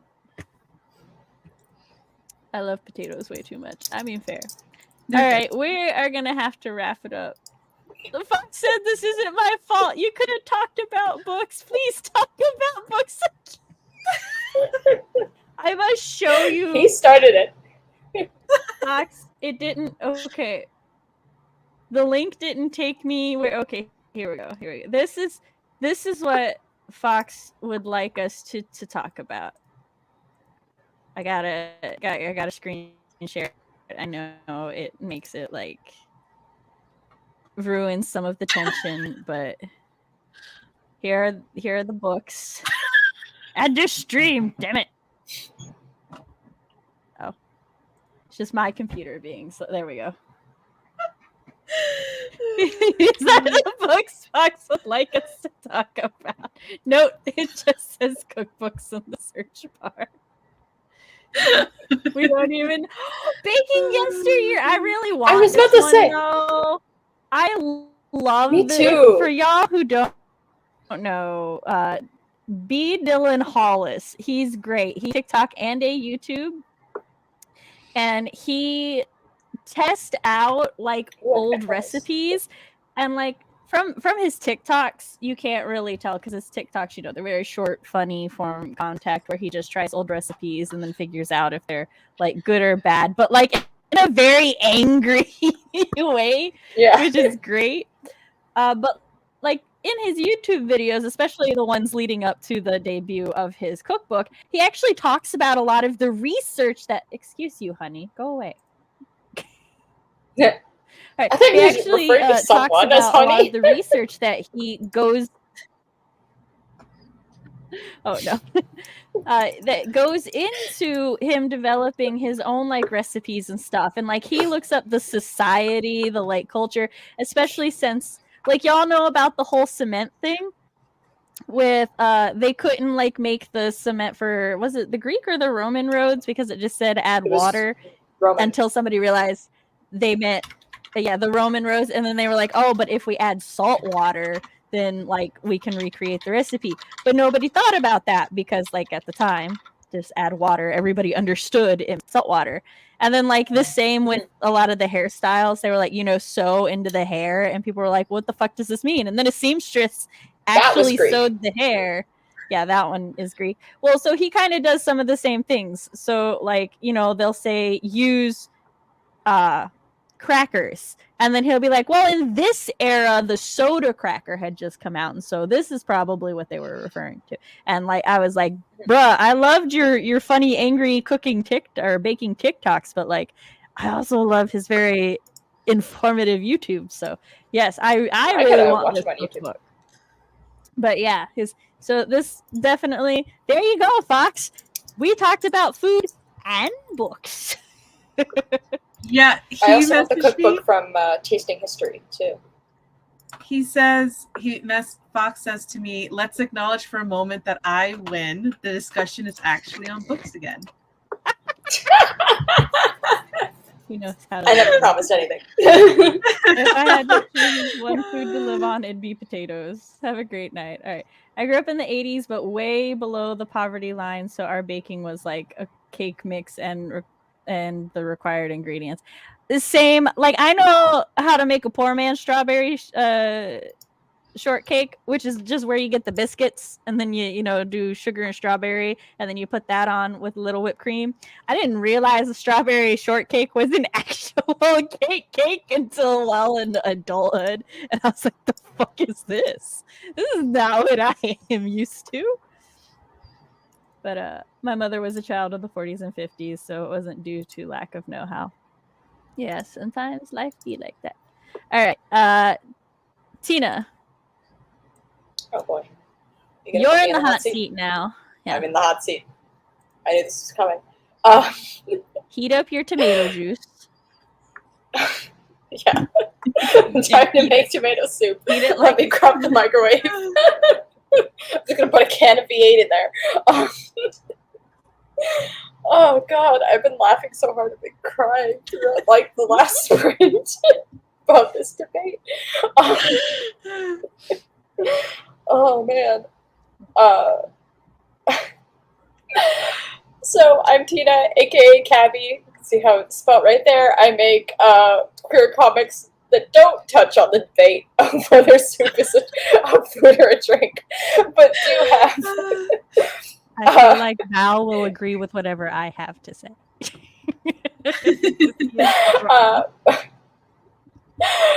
But do have deep sea mermaids discussing job satisfaction, a lesbian vampire to human girlfriend, and a gay mystery about a secret admirer treating the main character to cakes, which are in fact a food. And you can read all my stuff for free at Cabby.com. I'll put the links below. And you can also read One Mystery Treat on Webtoons, and eventually I will also get it on Tap House. And you can find me in my link tree. I'm on Instagram, not on Twitter anymore, really, because it's not cool, I guess. And I will eventually be putting my stuff on Pinterest more often, so that would be fun. But yeah, that's me. and my hot takes. Is it me next? Yes. Yes. Hi, everybody. I'm Mimi. I'm a dark fantasy writer working on my debut novel, Shadows Like Mountains, which I lovingly call my false saint whip. It's about the daughter of the saint who never inherited the magic she needs to save her village from a horrible disease, only to be ripped apart from her home when a boy who was kidnapped 11 years ago reappears to abduct her too. You can find me across social media at Mirav Levy Writes. All my links are in the description. I think Fox is calling Tina a liar. By the way, you did wonderfully with your How? outro. Give me 1 How second. dare. He has pointed Fox out. is calling her out. Yep. Excuse you. What is that? Wait a second! I thought he just circled. Folks, you were using your Photoshop skills for evil today. Oh my God. I gotta took Tina a moment to realize that's not even what the chapter is actually. I have the screen really small. I couldn't see it at first. Hi, I'm writing Mom Smith and Acid, and on my channel we talk about food things, soup things, beverage things, and more food, soup, beverage things. We also have this really great time, and I mean, sometimes we get stuff done. We had a really good record of Oh a couple months. But either way, it's always a good time. We do talk about books, whether they're cookbooks, books we DNF, or books we're having a really good time for. And it's just, I wouldn't give up chat or these parties, streams for anything. Appreciate y'all, and we'll see you again next Monday. I love being you guys' friends. This was amazing. Bye.